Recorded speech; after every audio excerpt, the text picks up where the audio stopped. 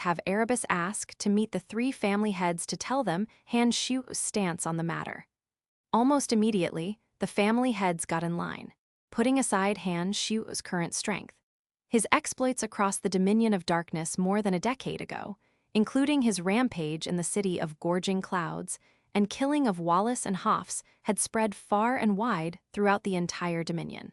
The gods of the Dominion of Darkness were utterly floored when they heard that Han Shu killed Wallace and Hoffs in an instant and still managed to leave the Dominion alive.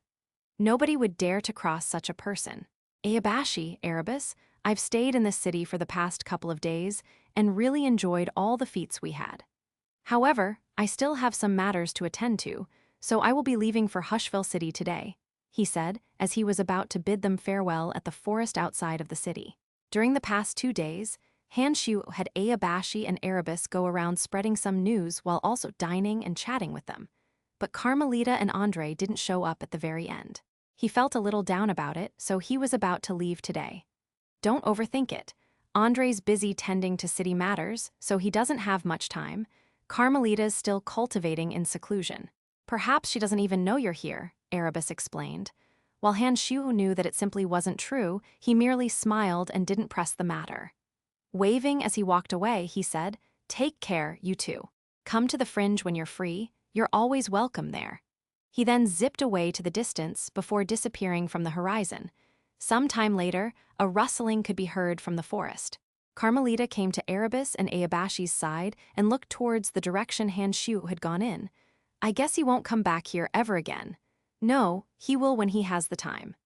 Ayabashi lifted her hand up and smiled. "Given his strength, he must have known that you were just nearby. Even though you didn't come out, he knew you were here to send him off." "I wasn't here to send him off. I just happened to be passing through," Carmelita snapped. "Sure you were. Well, let's go back.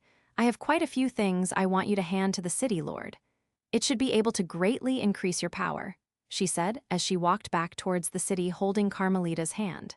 In fact, Han Shuo definitely noticed her presence there long ago, but merely feigned ignorance since she didn't step out on her own accord. He still felt rather sorry towards her. No matter the circumstances, he had killed her father, Wallace, under whose cruel surface was a father who doted on his precious daughter dearly. The grudge wasn't one that could be easily resolved. Even so, he was thankful that she showed up at all and felt that his trip hadn't been in vain. Even if he couldn't hang out with Andre and Carmelita like he did before, at least he no longer had to treat them like enemies. He now felt like a huge burden had been lifted off his chest. As he headed towards Hushville City, the figure of Donna surfaced in his mind, and it put a smile on his face. He was in a really pleasant mood. In a single night, he arrived at Hushville City. The city's tight defenses might as well be non-existent to him. After the Lavers family took control of the city by the God of Darkness's order, things had been taking a turn for the better for Felder.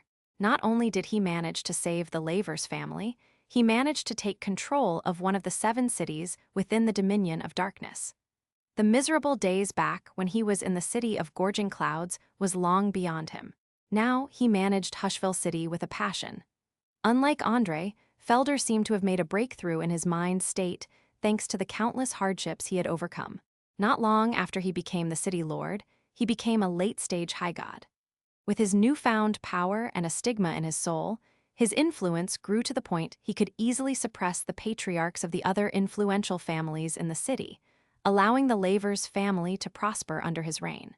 Coupled with his wit and diplomatic approach to interacting with the other families, he managed to build a rather united city. Nowadays, the Lavers family had completely taken the Hoffley family's place as the true lords of the city. Their residence, located in the prosperous city center, was far bigger and luxurious than the one they had back then in the City of Shadows. Han Shu walked at a leisurely pace within the estate of the Lavers family, with not a single energy tower being able to detect him. Smiling, he sent out his consciousness to sweep the area before making his way to a room and starting to drink as he waited. It didn't take long before Donna could be heard approaching. She had been summoned by Felder to talk about some pressing matters concerning the city. Felder valued Donna's opinions and had often listened to her suggestions over the years. He also made sure to seek out her thoughts when he had any dilemmas. After all, It was due to him not taking her thoughts into account decades ago that a rift ended up forming between the Lavers family and Han Shuo, which ended up resulting in the Lavers family's exodus. They had almost ended up in a rut they couldn't recover from. That was a mistake he wouldn't make again. Just as Donna was about to open the door, she heard gulps from within the room. Taking a breath to ready herself, she slammed the door open and yelled, "Who goes there?" "Ah!" She breathed a sigh when she noticed who it was. Glaring at Han Shuo, she grit her teeth. Han Shu smiled and looked at her as he downed the rest of his wine. "What's wrong? Am I not welcomed here?" Donna stomped her foot as she turned to close the door and deployed a few barriers outside. Then, she stepped in front of him.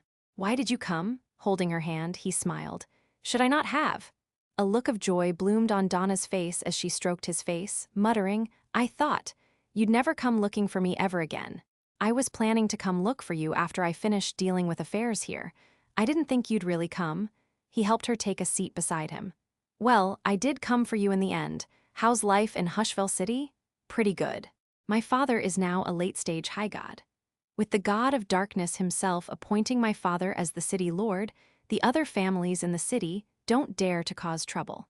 Even though Hushville City isn't really comparable to other cities, we are sure to see quite a lot of development if things proceed as they have."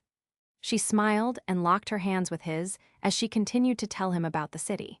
Han Shu smiled as he listened, interjecting from time to time with questions to get a better picture of the situation. All of a sudden, she stopped and looked at his hands, seemingly unhappy about something. Han Shuo was surprised to see her dissatisfied glare. "What's wrong? I thought you said nobody was giving you trouble here. You left me alone here while you continued to mess around with the others in the fringe," she said with a pout, glancing back at their interlocked hands with slight contempt. Well, you know how busy I've been. The fringe has been rather chaotic over the years, and I was in most, if not all, battles that took place there. I didn't have time to spare for the others either, you know. The path of cultivation is fraught with ups and downs. Usually, I either find myself standing against the hegemons or spending the rest of my free time on making a mind-state breakthrough. I'm busier than you are. I don't care. You were with them the whole time and didn't even visit me." She pulled her hand away from his in a small fit. It was clear that she was angry, but it seemed a little too sudden. Even Han Shuo, well versed in the ways of the fairer gender, wasn't able to tell what she was thinking at the moment and merely shot her an odd glance. Donna made some distance between the two of them, seemingly still angry and not even wanting to meet his gaze. He smiled in resignation and pulled her into his embrace. That was the ideal solution he had come to after years of experience whenever he didn't know what they were unhappy about. As expected, she stopped struggling after a few attempts and leaned her head against his shoulders. "Why are you such a gentleman all of a sudden? What happened to your sneaky little hands?" It only just dawned on him that Donna was unhappy that he didn't cop a feel or two when he had a chance. Chapter 999. I beg of you, GDK 999. I beg of you, translator. Ryagawa TLC. Hedonist, the fusion of his 13 avatars he forcefully put together was hard to control, hence his restraint with Donna. He was worried that the chaotic blend of energies might destabilize and hurt her by accident, so he hastily explained himself when she got angry at him. It didn't take her long to believe him, however, for she felt the darkness energy within her rumble a little out of control when she approached him. Initially, she had thought it was because she was getting a little too agitated from not seeing him for a long time. Even so, she was still willing to give him a light hug. Naturally, she didn't get too intimate with him, knowing that it was not his actual body. The way she saw it, the avatar was merely a puppet he was operating, a fact which unnerved her somewhat. Meanwhile, Han Shu was deathly afraid that the chaotic energies within him would inadvertently harm her. He didn't even dare to move when she hugged him. Donna, feeling his nervousness, let go after a while and talked about other matters regarding the City of Shadows and profound continent. As he listened intently, his eyes brightened before he whispered, "Your father is here." Blushing slightly, she hastily said, "Then hide." Han Shu didn't get up and smiled. "Why should I? It's no harm letting me meet him, right?" Blushing even more, she stomped angrily. "Fine, I'm not afraid." Soon, Felder came to the door. Seeing the barrier before him, he asked, "Why did you erect a barrier? I need to talk to you about something." Donna removed the barrier and let him in. Still blushing, she said, "Brian's here." Felder didn't seem the least bit surprised, unlike what she expected. He said as he approached them, "I knew he was here.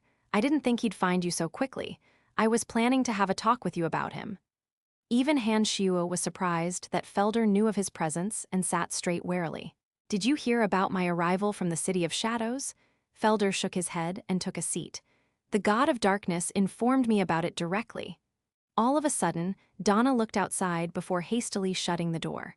She pulled on her father's arms and anxiously asked, "What do we do?" Han Shuo had embarked on slaughter in the Dominion of Darkness more than 10 years ago, so it wasn't surprising that everyone, including Donna, thought he was on the god's bad side. She was both worried about Han Shuo and her family. Felder looked at her and inwardly sighed as he wondered how much his daughter would have to suffer in the future. As he thought so, he turned to Han Shuo. He knew that he had many other beauties by his side, all of whom were amazing in their own right.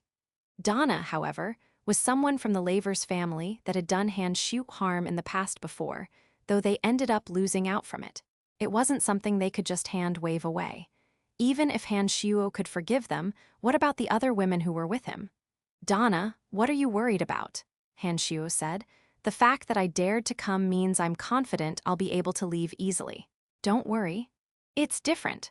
Nobody is able to stand up against the God of Darkness's might. You were only able to leave the last time because the city of Gorging Clouds was at the very border of the Dominion of Darkness. But this is Hushville City, and my father even got a mental message from the God of Darkness himself. What do we do?"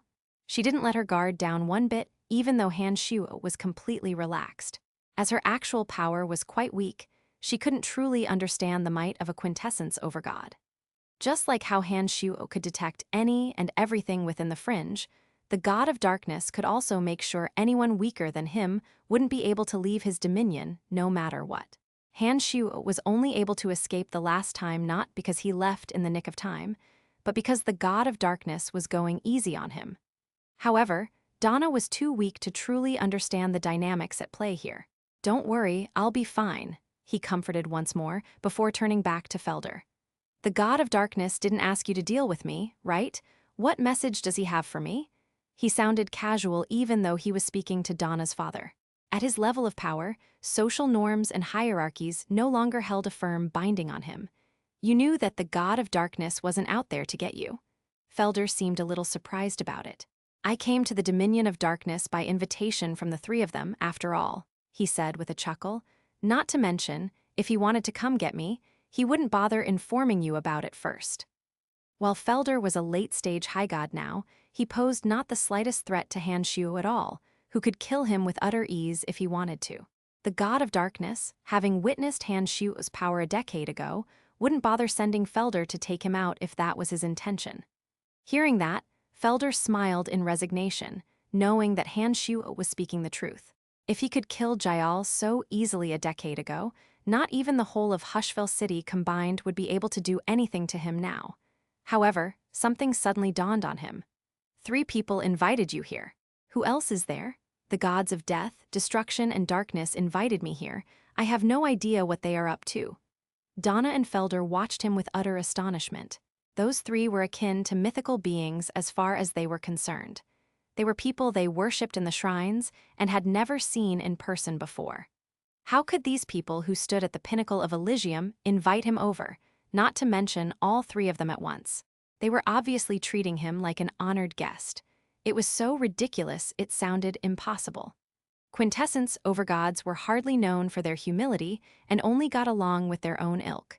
The only thing this could mean was that they now perceived Han Shuo as their equal. "You aren't joking, are you?" Donna said when she finally snapped out of it, though a hint of shock still lingered in her voice.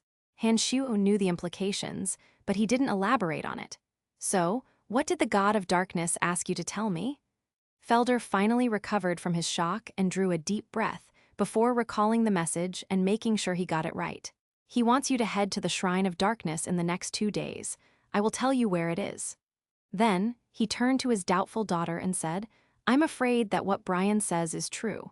I'm sure I recall the God of Darkness telling me that Brian is to be treated as an honored guest. I didn't know the reason back then. To think that he was invited here by the three quintessence overgods.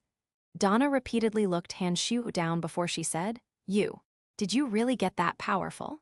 She knew that he improved at staggering rates, but he was only a lowly low god at the time they met, having only arrived in Elysium for a few short centuries. Yet now he was on the same level as a quintessence overgod. This was something she truly couldn't comprehend. Haha, to be honest, even I don't know if I'm truly that powerful, Han Shu said with a shrug. However, I know that they wouldn't dare kill me and even need to request me of something. By now, Donna really had no words. Her mouth was wide agape as she stared at him blankly, struggling to comprehend how he managed to reach the level he was now in such a short time. Felder cleared his throat and said, Donna, leave us for now. I have something I want to talk to Brian about in private. The location of the Shrine of Darkness is not something you're allowed to be privy to. Having no other choice, she gave him one last look before saying, All right, I'll leave you two to talk. When she was gone, Felder heaved a long sigh. If I had listened to what she said years ago, the Lavers family wouldn't have suffered such a heavy loss. His regrets had only grown after seeing Han Shu grow so powerful. It was all due to him underestimating Han Shu back then that, through a series of events, led to the death of his brother, Avery. After that, the whole Lavers family had to leave the City of Shadows and was almost exterminated in the City of Gorging Clouds. Where is the shrine? Han Shu didn't want to talk about things long past, so he changed the subject. After Felder told him the whereabouts, he looked deeply at him and said, Brian, do treat my Donna well. I beg of you. He knew that he shouldn't throw his weight around someone so much more powerful than him, so he humbled himself. Nodding, Han Shu earnestly said, Don't worry. I will take good care of her. Chapter 1000, Source of Darkness GDK 1000, Source of Darkness Translator, Ryagawa TLC, Hedonist, what did my father talk to you about? Donna asked when Felder left. Just the Shrine of Darkness. It wasn't anything special, Han Shu said with a smile. Your father is quite lucky. The fact that the God of Darkness contacted your father directly means he values him a lot. I believe that his position in Hushfell City is secure from now on. As long as one had the quintessence over God's favor, one would definitely have a bright future within their respective dominion. While Felder's power wasn't outstanding, he had a sharp wit and was good at managing the city, so the God of Darkness valued him as a subordinate. You really didn't talk about anything else? Donna seemed rather antsy about something as she blushed. Did you talk about us? Hee, your father didn't really say anything other than asking me to treasure you, he said, after some thought to reassure her. Hearing that meant her father wasn't against their relationship. Blushing and looking straight at him, she whispered, Then, are you going to listen to what he says? What do you think? Han Shuo held her hand and smiled mischievously. Donna met his gaze for a few seconds before backing off shyly and stomping on his feet to vent the embarrassment. I have to leave for a bit to see those three. After I'm done with the meeting, I'll come back to look for you.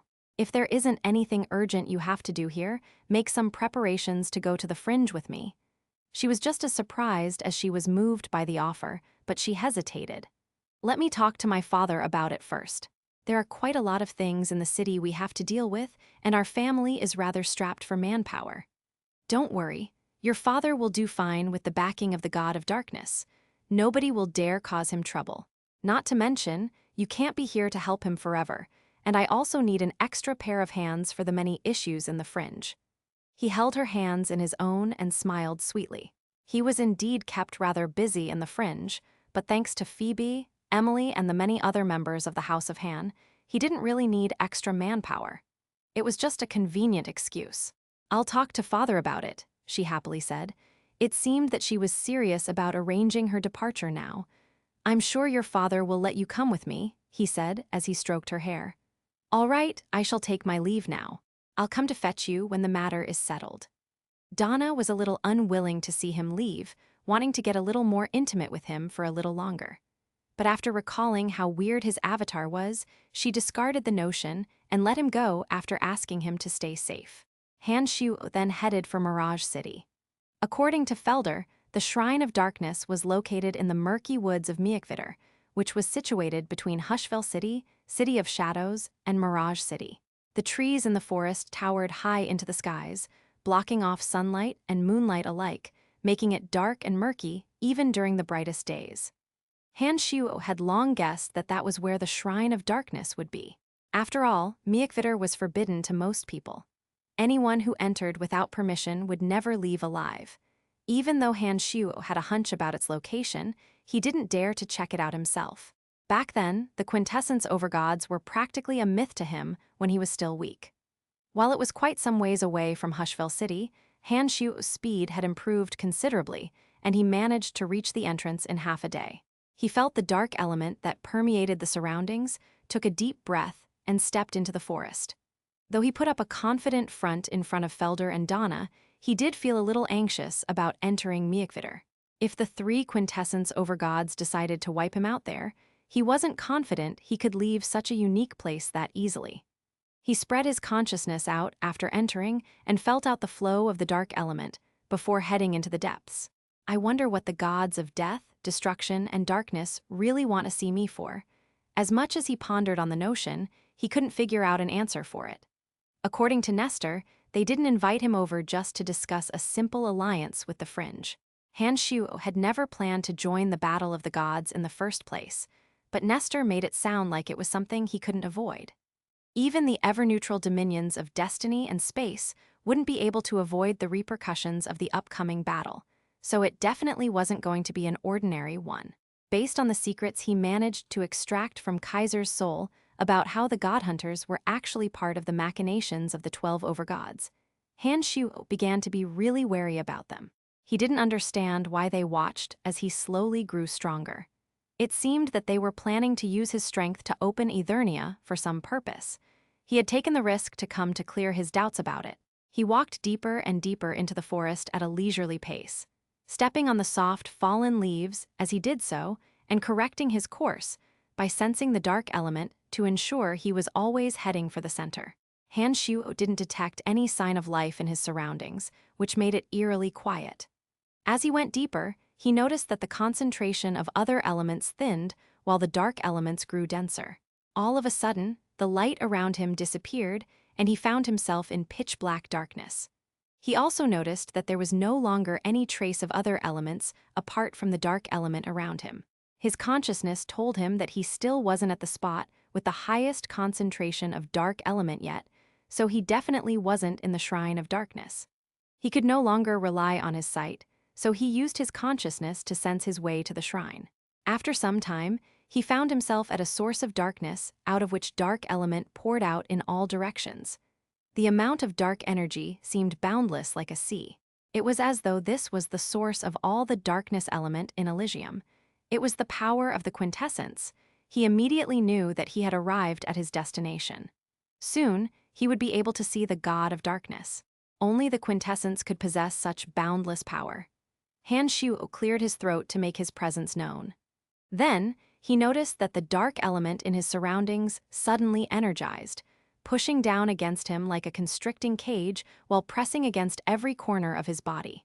Feeling the terrifying power, he didn't hesitate and immediately split his avatar into two halves by undoing the forceful binding that he had done with spatial energy. He had never been truly able to fuse those two composite avatars. While he looked like a single person, it was actually rather unstable due to the conflict between his avatar's energies. While he could afford to take on weaker enemies in that state, he didn't dare risk it when facing off against quintessence overgods. The two halves split far apart, unleashing the clashing energies. He didn't care what the God of Darkness was planning to do and immediately erected his strongest barrier to protect himself. His avatars, which had made easy work of Jayal, were changing under the sudden huge pressure. The dense dark element that was pressing down changed into drops of pure dark essence, each one containing the power of a high god. Then, those drops fused together with each other into an ocean that submerged Han Shuo whole before turning into a vortex, flinging his two avatars in circles within and threatening to swallow him entirely. With each revolution in the vortex, his avatar's defenses weakened. Soon, the barriers protecting them were completely ground down. Utterly shocked, Han Shuo now felt that he had been too reckless to enter someone's home turf.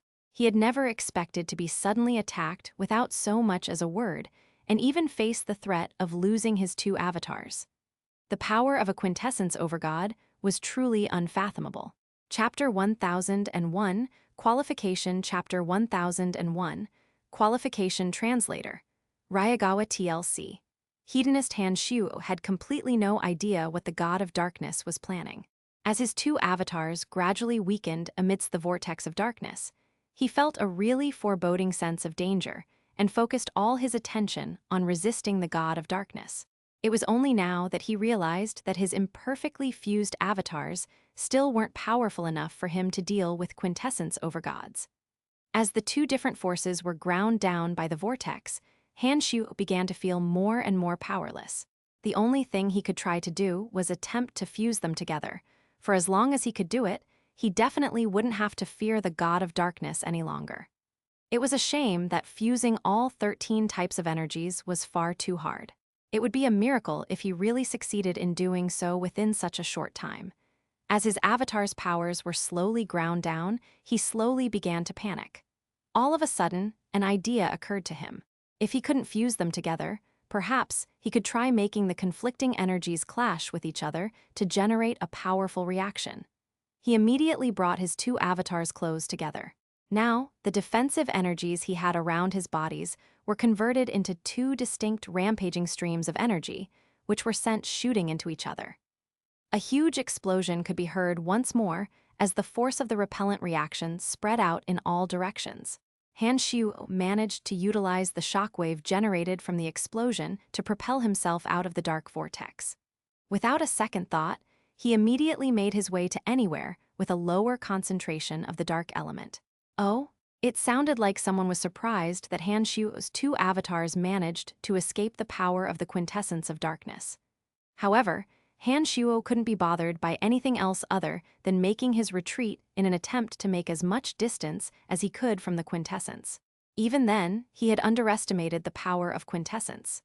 Countless dark tendrils came streaming out of the vortex towards Han Shuo at great speed, homing down on him no matter how many turns he made. Even though it was so dark nothing was visible, the dark tendrils still managed to seek him out. However, Han Shuo was so fast that the god of darkness wasn't able to make another vortex to trap him within. Then, an odd sound could be heard descending from the sky as a wave of destruction energy came pressing down. Han Shuo found out too late and wasn't able to avoid having his two avatars pressed to the ground. At the same time, the light of death appeared in front of Han Shuo.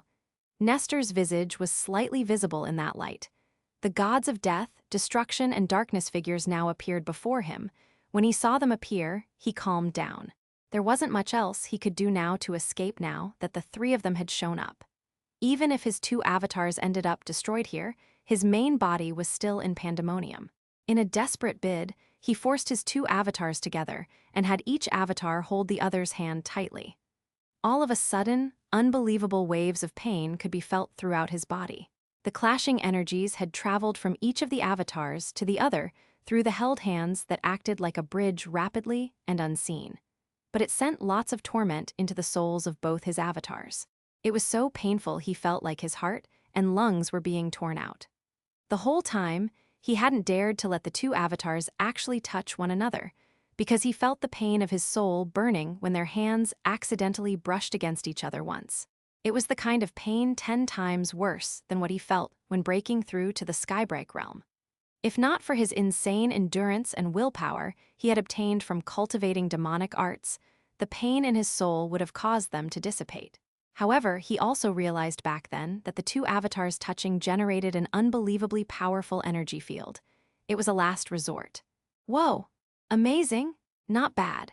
The three quintessence overgods expressed their amazement unanimously when they felt that energy field as Han Shuo stared at Nestor furiously before two beams shot out towards Nestor. Nestor's expression changed before he yelled, "Not good." He then immediately dodged in a panic. "Brian, don't be hasty. We were only testing you out and didn't mean to harm you," Nestor said after evading the attack. As he said so, the boundless darkness receded and moonlight began to find its way to the ground again. At the same time, a cold and handsome youth and a burly man stepped out of the darkness. The two of them looked at Han Shuo, their eyes shining with the unmistakable powers of quintessence. When Han Shuo heard what Nestor said and saw the two other quintessence overgods make an appearance, he hesitated before slowly letting go of his hands. The powerful energy field could no longer be felt all of a sudden. He then turned to glare at them, both his palms still crackling from the contact and emanating colorful light.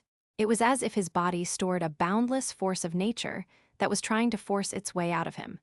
He didn't know whether Nestor was lying or not, so he made sure to not take his hands too far apart, leaving only a fist's distance in between. The pain he felt suddenly vanished. Feeling the crackling between his palms, he took a deep breath and shot a hostile look to the handsome youth bearing the quintessence of darkness. He looked to be really young, forlorn, but pleasant to the eyes. Han Shu gave him a sweep with his consciousness and sensed an ancient power aside from the quintessence of darkness.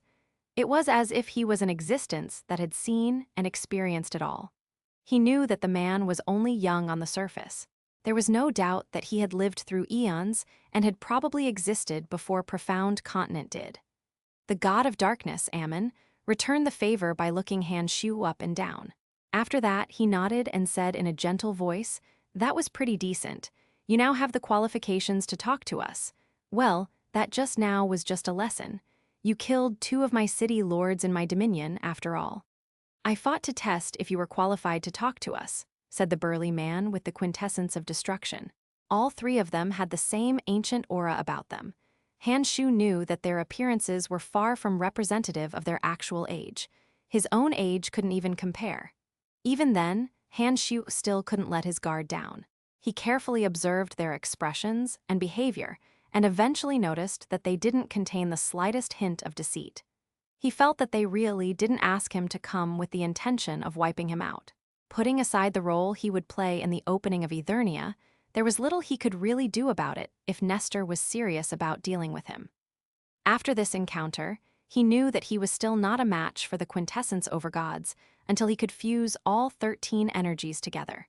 Perhaps he would only stand a chance if he could fuse the 13 energies together, or after his main body breaks through to the Diablo realm, which would cause the demonic Yuan he had to transform. He firmly believed that nobody would be able to match up to him if that day ever came. Han Shu relaxed himself after much pondering and pulled his two hands apart. Nestor smiled when he saw that Han Shu truly believed them. "I didn't think that you'd really take that small matter to heart," Han Shu said with a relaxed smile after he turned to Ammon. Though he said that, he himself definitely wouldn't forgive such an act. Ammon seemed a little surprised at how quickly Han Shu had put the matter behind them and secretly approved of it. Though, his voice didn't sound the least bit different from before. "Wallace and Hoffs have served me as city lords for a long time. Even if they weren't exemplary in that regard, they still get credit for the sheer time they served me for. I can't just let their deaths go by unanswered. But from now on, I shall drop the matter for good. Let us begin our talk." "What are we here to discuss?" Han Shu said, feeling his agitation bubbling up. He had traveled really far just to get some answers, and that was finally going to happen. Ammon turned to Nestor and said, "We shall talk about the battle of the gods and Eternia." Chapter 1002, Sea of Faith GDK 1002, Sea of Faith Translator, Ryagawa TLC. Hedonist, the battle of the gods and Eternia were things that had occupied Han Shu's thoughts for the past few years. Both the goddess of destiny and god of light were really cryptic about the whole thing when they revealed that Han Shu's involvement might be necessary in those affairs. Not to mention, they also mentioned that the Fringe and the 12 divine dominions were heavily intertwined with it. The two of them hadn't revealed too much about the matter to him back then, and even though Han Shu had tried to seek out that information himself, his efforts were in vain. Currently, the battle of the gods had begun, with the dominions of life, light, water, darkness, destruction, and death already participating, sending cascading effects across Elysium. According to Nestor, no dominion would be able to avoid the upcoming battle, even the weakest of them all, the Fringe. Yet, Han Shu still had no idea what the whole affair was about despite that, so it was a fatal weakness for him. He had traveled far and risked himself much to come to the Dominion of Darkness, so that he could finally get answers once and for all. "Oh," Han Shu said, "I still have no idea about the battle of the gods and Eternia, so pray tell." Ammon looked at Nestor and the god of destruction, who nodded before he said, Let's talk inside. Ammon re-entered the darkness from which they had emerged, while the other two followed suit without hesitation. Han Shu could now vaguely see a huge shrine in the clouds within the boundless darkness. It was so grand that it was 10 times Pandemonium's size, seeming like it was stacked up from a few mountains. Han Shuo couldn't help but respect the sight's marvel. Seeing the three head towards the grand shrine, he also followed behind. Just as he was calming down, he felt that the shrine was a terrifying vortex filled with dark element with a density 100 times more than normal. A kind of weak but mysterious force flowed towards it from all directions, slowly seeping into it. He tried to feel it out and noticed that it was the power of faith for the god of darkness. It came in an endless stream of trillions of tiny strands. He turned to Ammon and noticed that right after he entered the shrine of darkness, the power of faith began to gather towards him. When he squinted, he was surprised to find that the strands suddenly turned into colorful lights. The shrine of darkness almost resembled a huge beast with its mouth open, swallowing up all the power of faith coming from the god of darkness's believers. Some lines were thick as arms, while others were thousands of times finer than hair. When he tried to sense them, he found that the thick ones had the aura of high gods, while the really fine ones had auras so weak he could barely feel them. Soon, he came to the conclusion that the stronger the aura, the more powerful the source of the faith. The finest ones probably came from normal folk without cultivation. He noticed that the three of them were waiting for him at the center of the shrine of darkness, a space filled with stars that looked like a portal to a whole different realm. The strands of faith were really concentrated there and slowly flowed like a wide ocean. Most of the power of faith streaming from every part of the universe was pouring into that strange region, while the rest flowed into Ammon. When Nestor saw him enter, he pointed at the starry space and said, "This is the sea of faith where the quintessence is submerged." Han Shuo snapped alert when the discussion was finally beginning. Sea of faith, submerging quintessence. Does it need to be nourished by it?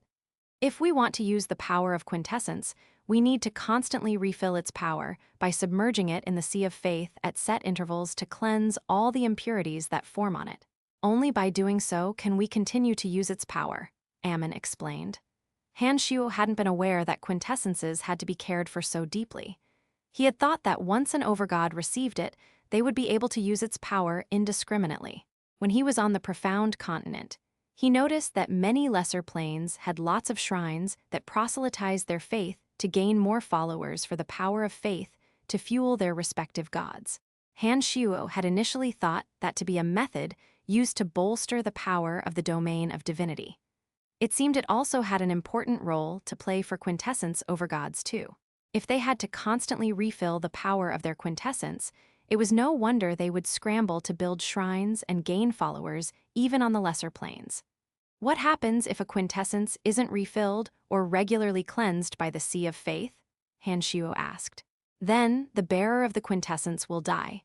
More specifically, the quintessence will make our divine souls perish before seeking out a different bearer and fusing with them, Ammon explained with a heavy look.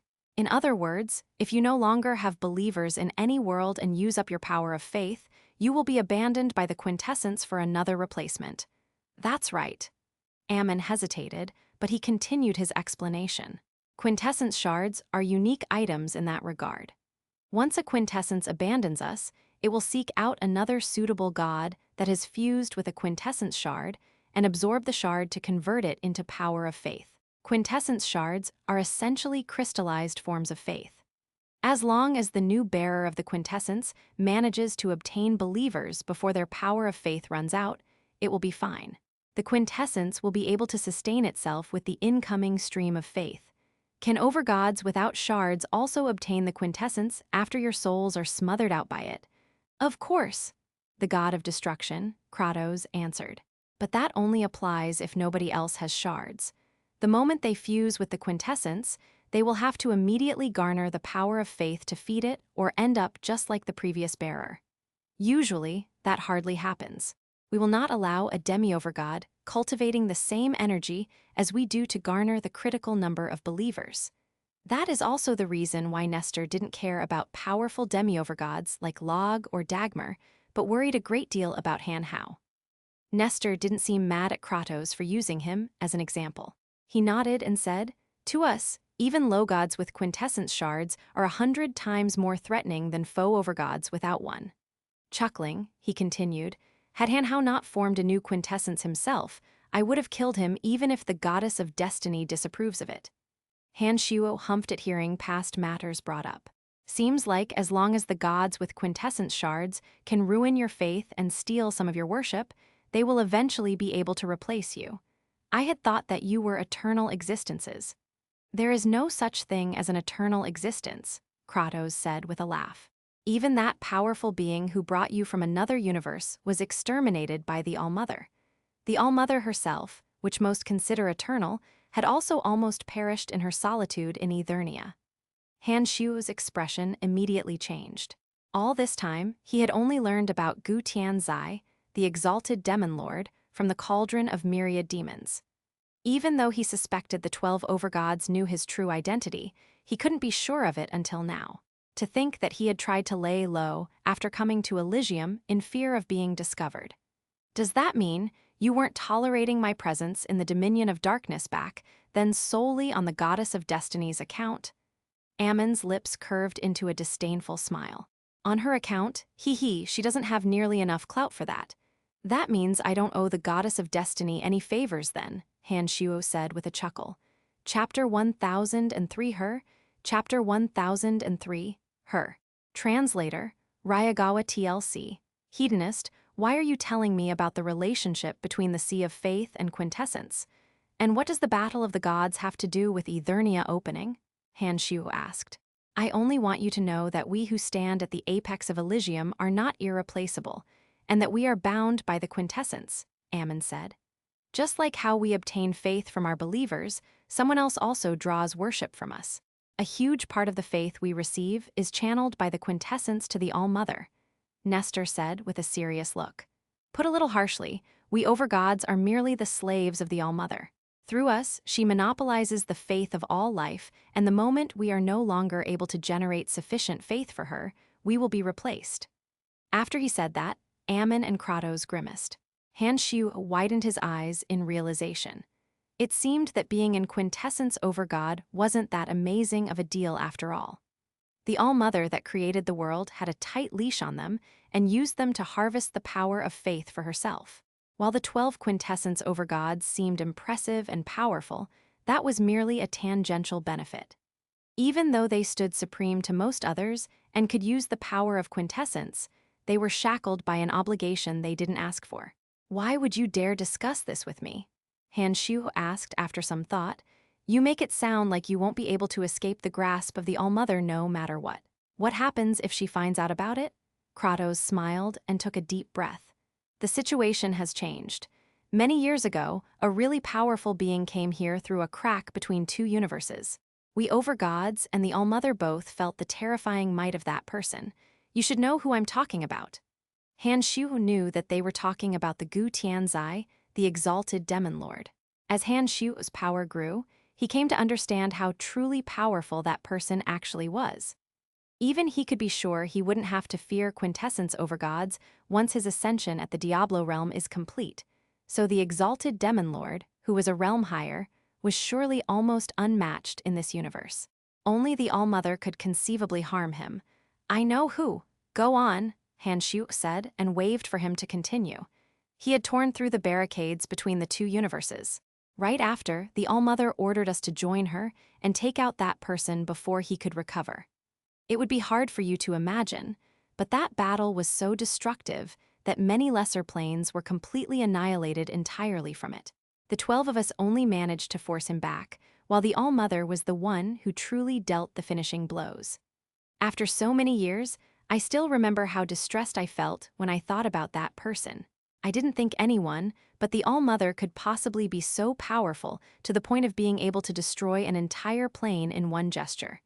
It's far too terrifying," Kratos said with a forlorn sigh. It was the first time Han Shuo had heard someone else describe Gu Tianzai's power. Being able to level an entire plane and making it sound so easy was no joke indeed. Back when he first received the memories containing the demonic arts, he was doubtful about whether it could actually reshape entire landscapes so easily. But now he knew that even that wasn't the full extent of the power. He was utterly exterminated, Han Xiu said softly. Ammon and the rest didn't think that Gu Tianzai had lost because he was weak at all. They exchanged painful glances. Kratos continued. He didn't lose because he was weaker than the All-Mother. It was probably due to the fact that he had spent too much energy tearing through the universes before the fight. Had he not done that, it would have been hard to say who would have won. Even then, the All-Mother was injured heavily from the fight. Ammon's face grew cold when he added, "At that moment, the All-Mother caused our quintessence to go out of control. Our soul and quintessence flew towards her. During that time, we clearly felt the power of faith and divine energy we had gathered over eons flood towards her rapidly as she recovered just as quickly. Had it not been for that person's divine artifact unleashing one last strike before leaving, the 12 of us would have lost our souls and quintessence. We would have completely perished for the sake of her revival. It was then when we suddenly realized that she had a leash on all of us all this time. We can be slaughtered by her at any moment. Thanks to that person, we finally got to know where we truly stood," Kratos said. "The final strike that person unleashed injured the All-Mother even more, while we, initially loyal to her, began to hesitate." Ammon said, "She knew better than anyone that we were already looking to betray her, so she used the last of her power to enter Eternia. Before sealing its entrance, she said that not even all the energy in this universe combined will be able to force Eternia open. She also said that she would recover everything she had given us when she reawakens. Naturally, she wasn't just talking about the quintessence, but also our lives. She was absolutely certain that the otherworldly being wouldn't survive even after his escape due to the lingering energies in his body," Kratos said. And that was in fact true. That person ended up falling in the end. What she didn't predict, however, was how he used one last resort before perishing to drag your soul here from another universe. We learned about you from the goddess of destiny after the fact. We were only able to ascertain you cultivate that person's energy after you came to Elysium. As the quintessence had fused into our souls, we are unable to cultivate any other energy than our own, so we place our hopes in you. We want you to open Eternia once more." This was rather shocking for Han Xiu to hear. He had only just learned about what truly happened back then and why Gu Tianzai had a grudge against the All-Mother. The All-Mother had been recovering in her private retreat the whole time and would come out from Eternia once she felt her power had recovered enough. Then, she would go on to take care of the 12 overgods, who surely weren't able to sleep well at night knowing that fate would eventually catch up to them. "So you're saying that we should break into Eternia and kill her together before she recovers?" Han Xiu said after some thought. Kratos nodded without any intention to hide it. "That's right, we don't have a choice. Once she recovers to some extent, she'll reclaim our quintessence along with our souls. We have been her puppets for untold eons and gave most of the power of faith we received to her, yet she still wants to kill us. There's no way we would go down without a fight. Had that person not shown up, we wouldn't be able to do anything to her, even if we found out that she had been raising us like pigs to be slaughtered. Her power far exceeds ours, and even the 12 of us working together won't be able to harm her. Fortunately, that person has left us with one final hope, and her heavy injuries allowed us to take some initiative for ourselves," Ammon said. Han Xiu looked closely at the three of them and said, "It sounds like you don't just want to kill her. Is there something that you desire within Eternia?" Ammon, Kratos, and Nestor's eyes glowed, but they didn't answer. But that was enough for Han Xiu to confirm the existence of such a thing. The fact that quintessence overgods like them showed emotion unintentionally upon mention of that thing meant that it was so impressive that it even shook their mind state for a second. Since they didn't seem like they intended to reveal that, Han Xiu didn't press them on it. That matter was still a little far off, and he could just ask them about it before they actually departed for Eternia. "Even after knowing a bit more about Eternia, I still don't know why you all held the battle of the gods so soon," Han Xiu said. "We feel that the quintessence has been demanding more and more faith lately and is growing out of control.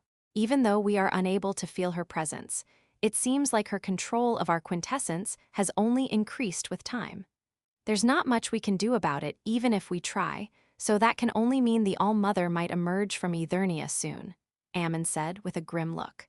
"The battle of the gods is also a key to open Eternia, so if she's going to emerge, we have to rush to hold it to get the edge on her. Han Xiu felt a little pity for them. They feared the All-Mother far too much. He was also a little shocked to hear about her eventual reemergence. As he posed a huge threat to her, it might be the case that he was the first one she would deal with instead of the 12 quintessence over gods. Chapter 1004, Cooperation GDK 1004. Cooperation Translator. Ryagawa TLC. Hedonist. As for why we absolutely have to start the battle of the gods, it's that she's still able to exert influence on our quintessence even though she secluded herself within Eternia. We can feel the tug Eternia has on our souls and the quintessence, Ammon explained. It has been about 50,000 years since she went into seclusion. We don't know if the tug started growing because she has recovered some of her power. Thanks to the influence of the tug, our quintessence slowly stray out of our control as if it wants to leave us and head to Eternia. The goddess of destiny has also realized that by nourishing her mirror of destiny with a certain number of divine souls, she will be able to influence the pull coming from Eternia. Han Xiu said, so divine souls are necessary to stop it. Then the battle of the gods was intentionally waged by you all to sacrifice as many gods as you can so that enough divine souls can fill the mirror of destiny to help you resist the pull. Bingo, Ammon admitted. Naturally, we will take the battle of the gods seriously.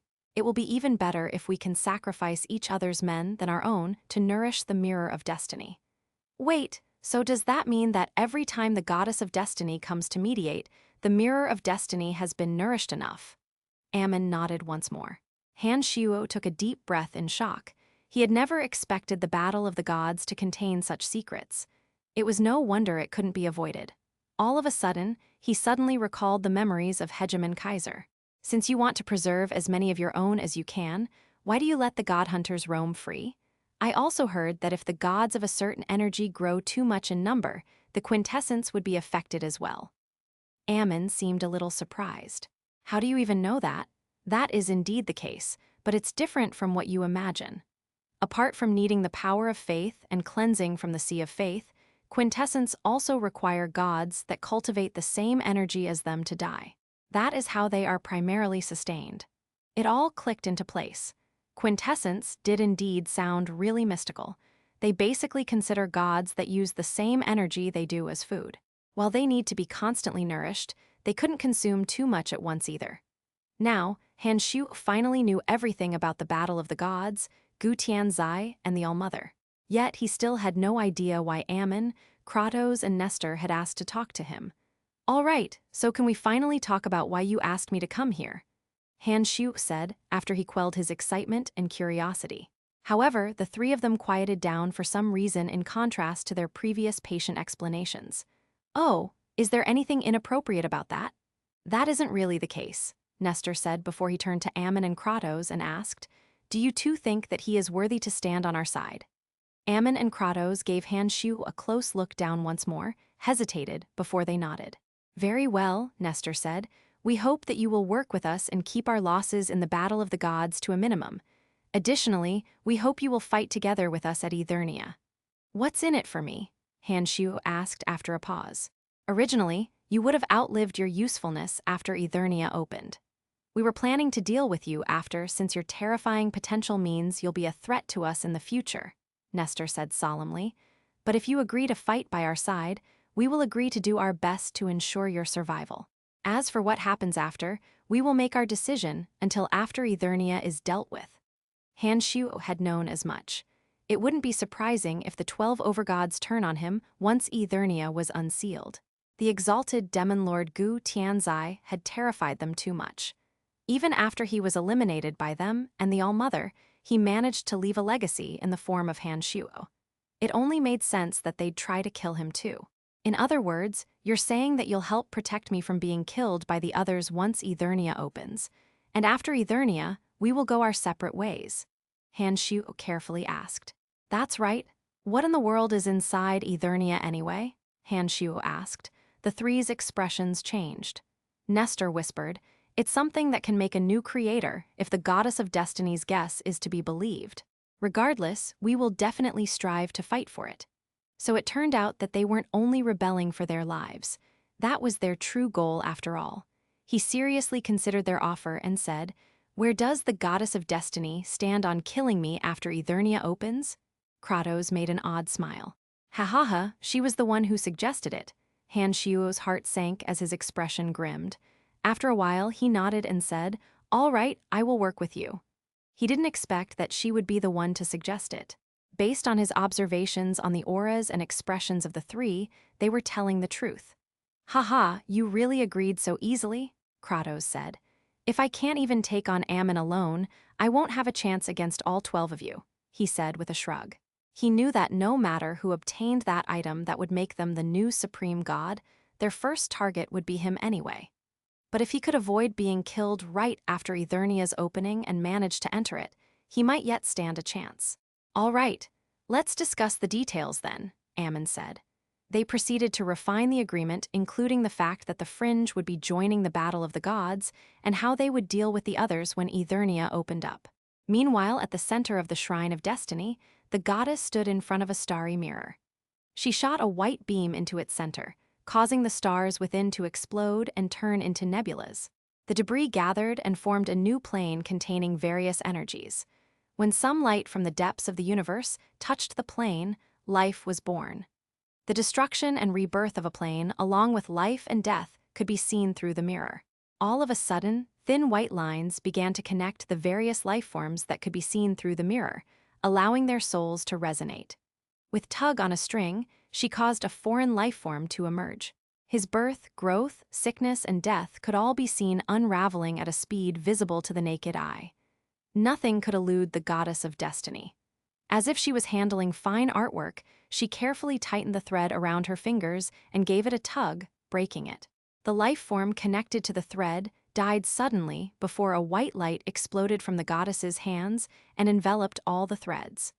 The threads had vanished, leaving behind a blurry scene within the mirror.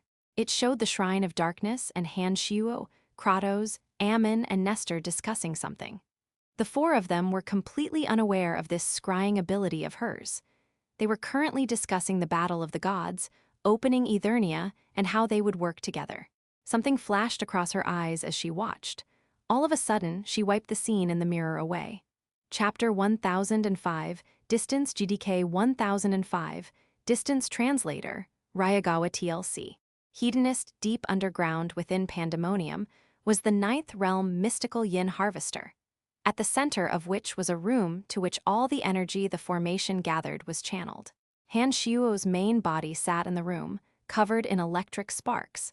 These past few years, he had left the Fringe and Pandemonium to the rest in the house to manage. As for more pressing matters, he dealt with it using his avatars, leaving his main body inside the mystical yin energy-filled room, slowly using it to reforge his body. His consciousness had been entirely focused on processing the insights of the Diablo realm, as well as some knowledge from the cauldron of myriad demons. The mystical yin energy, gathered by the Harvester formation, was indeed dense, as the formation could draw from all the mystical yin energy from the whole of Elysium. They came in a huge non-stop torrent into the room at the center of the formation to fuel Han Shuo's bodily transformation. Suddenly, his consciousness trembled slightly as a bizarre and obscured energy wave moved past him. His body that had been in a hibernative state for years suddenly opened its eyes as if it was staring across space itself at the dominion of destiny. Han Shu had felt a weak energy wave from there just a while ago, and it seemed to have something to do with him. His consciousness felt like it was being spied on. His eyes glowed with an eerie chill as he gathered the mystical yin energy in the room together. All of a sudden, his eyes closed suddenly and cut off the glow entirely. His consciousness began to furiously spread throughout the entire area from the room, and it rapidly spanned mountains, lakes, forests, cities, and the life forms that inhabited them. Han Shuo continued the outward expansion until he reached the entirety of the Fringe. Now, he was truly an omniscient god within the Fringe. Within a few short seconds, he had taken the whole of the Fringe into his consciousness, but the expansion continued on towards the dominions of space and destiny. Even more sights entered his mind. He felt a mystical comfort at having everything under his control. All of a sudden, his consciousness's expansion stopped. He sensed that he was at the border of the dominion of destiny. One more step, and he would reach inside. Instead, he chose to sense the waves that were being radiated from the dominion of destiny, and eventually noticed one that avoided the fringe as it spread towards the dominions of death and destruction. He immediately retracted his consciousness, taking only a few short seconds to do so. Within the shrine of destiny, the goddess of destiny abruptly turned to look in the direction of the fringe. It was as if she was looking at the journey of life and death unfold from her mirror of destiny. After a few moments, the glow in her eyes subsided as she breathed a sigh of relief. His vigilance is terrifying.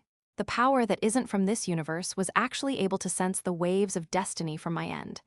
I really have no idea what he managed to find out. Shaking her head, she looked towards the fringe again, seemingly staring past the space between them, and muttered, "Andrina's still there. I hope she's doing well." Within the Shrine of Darkness, Han Xiu's avatar's expression suddenly changed and he halted his speech. Nestor and the rest were rather surprised.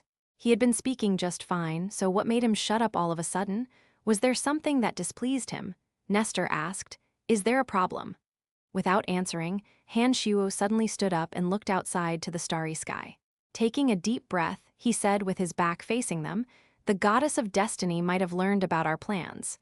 His words caused the three's expressions to shift as well. "What do you mean?" Ammon said as he slowly approached him. As he spoke, a black crystal-like quintessence emerged from the back of his head and entered the Sea of Faith before it rapidly began absorbing faith, depleting the sea at a visible rate. "You should be aware that this body isn't my main one. I'm actually within a secret room in the fringe now." As we were speaking, my main body felt an odd wave being emanated from the dominion of destiny. Though they were weak, they must have come from the Shrine of Destiny. When he turned back and saw that they were paying attention, he emphasized, "And the wave was being transmitted in our direction." Nestor and Kratos immediately turned to look at the black quintessence in the Sea of Faith at the same time. Ammon also glared at his black quintessence and nodded. I felt it as well. It was faint, but it was definitely her. Though Han Xiu didn't know what method Ammon used to detect it, it matched his own observations of the situation. "That sly vixen," Kratos exclaimed.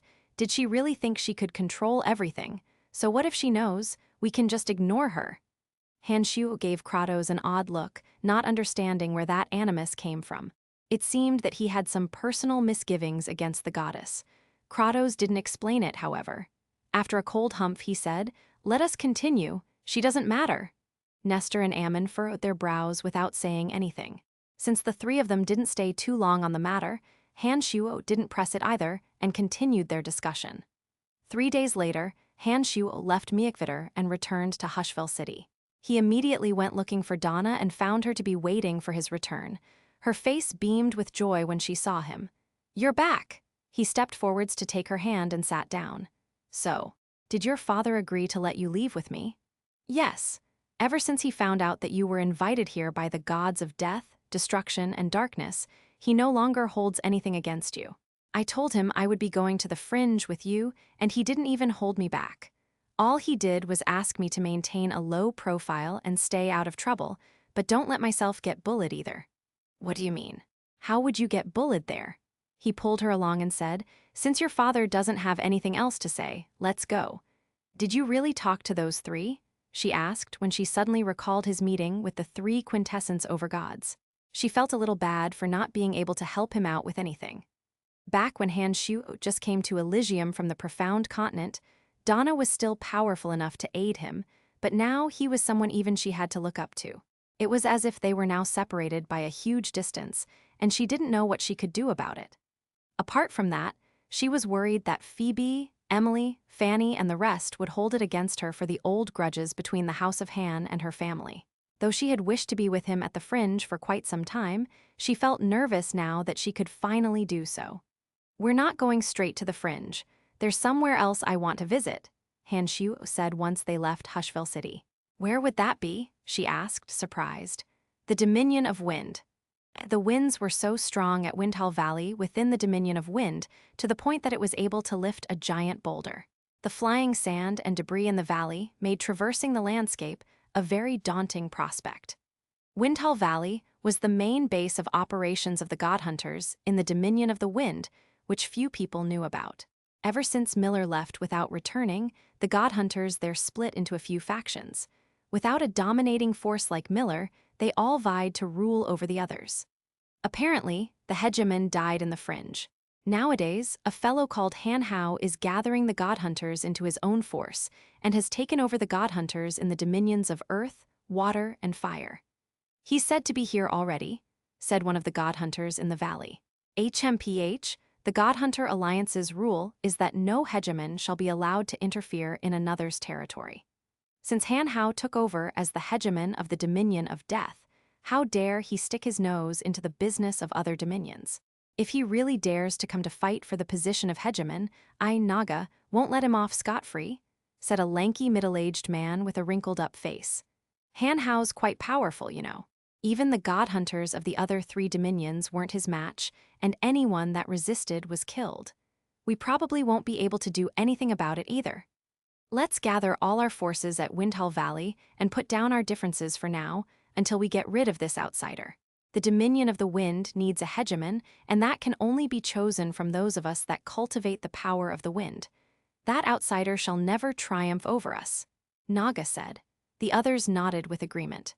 Chapter 1006, The Power Between Life and Death, GDK 1006, The Power Between Life and Death Translator. Ryagawa TLC.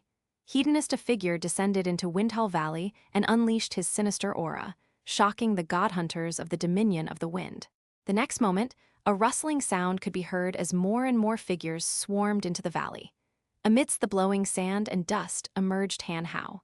He scanned the group and said, "Are you the leaders of the God Hunters in the Dominion of Wind?" His gigantic bone throne floated in the air, allowing him to emanate a terrifying power. All of a sudden, the whole valley seemed to be subject to a mystical force that somehow stopped the winds within from blowing. The God Hunter leaders had just been talking about him. Taking a deep breath, Naga asked, "Are you Han Hao?" Han Hao nodded slightly. "You said you wouldn't let me off scot-free if I came here, did you?"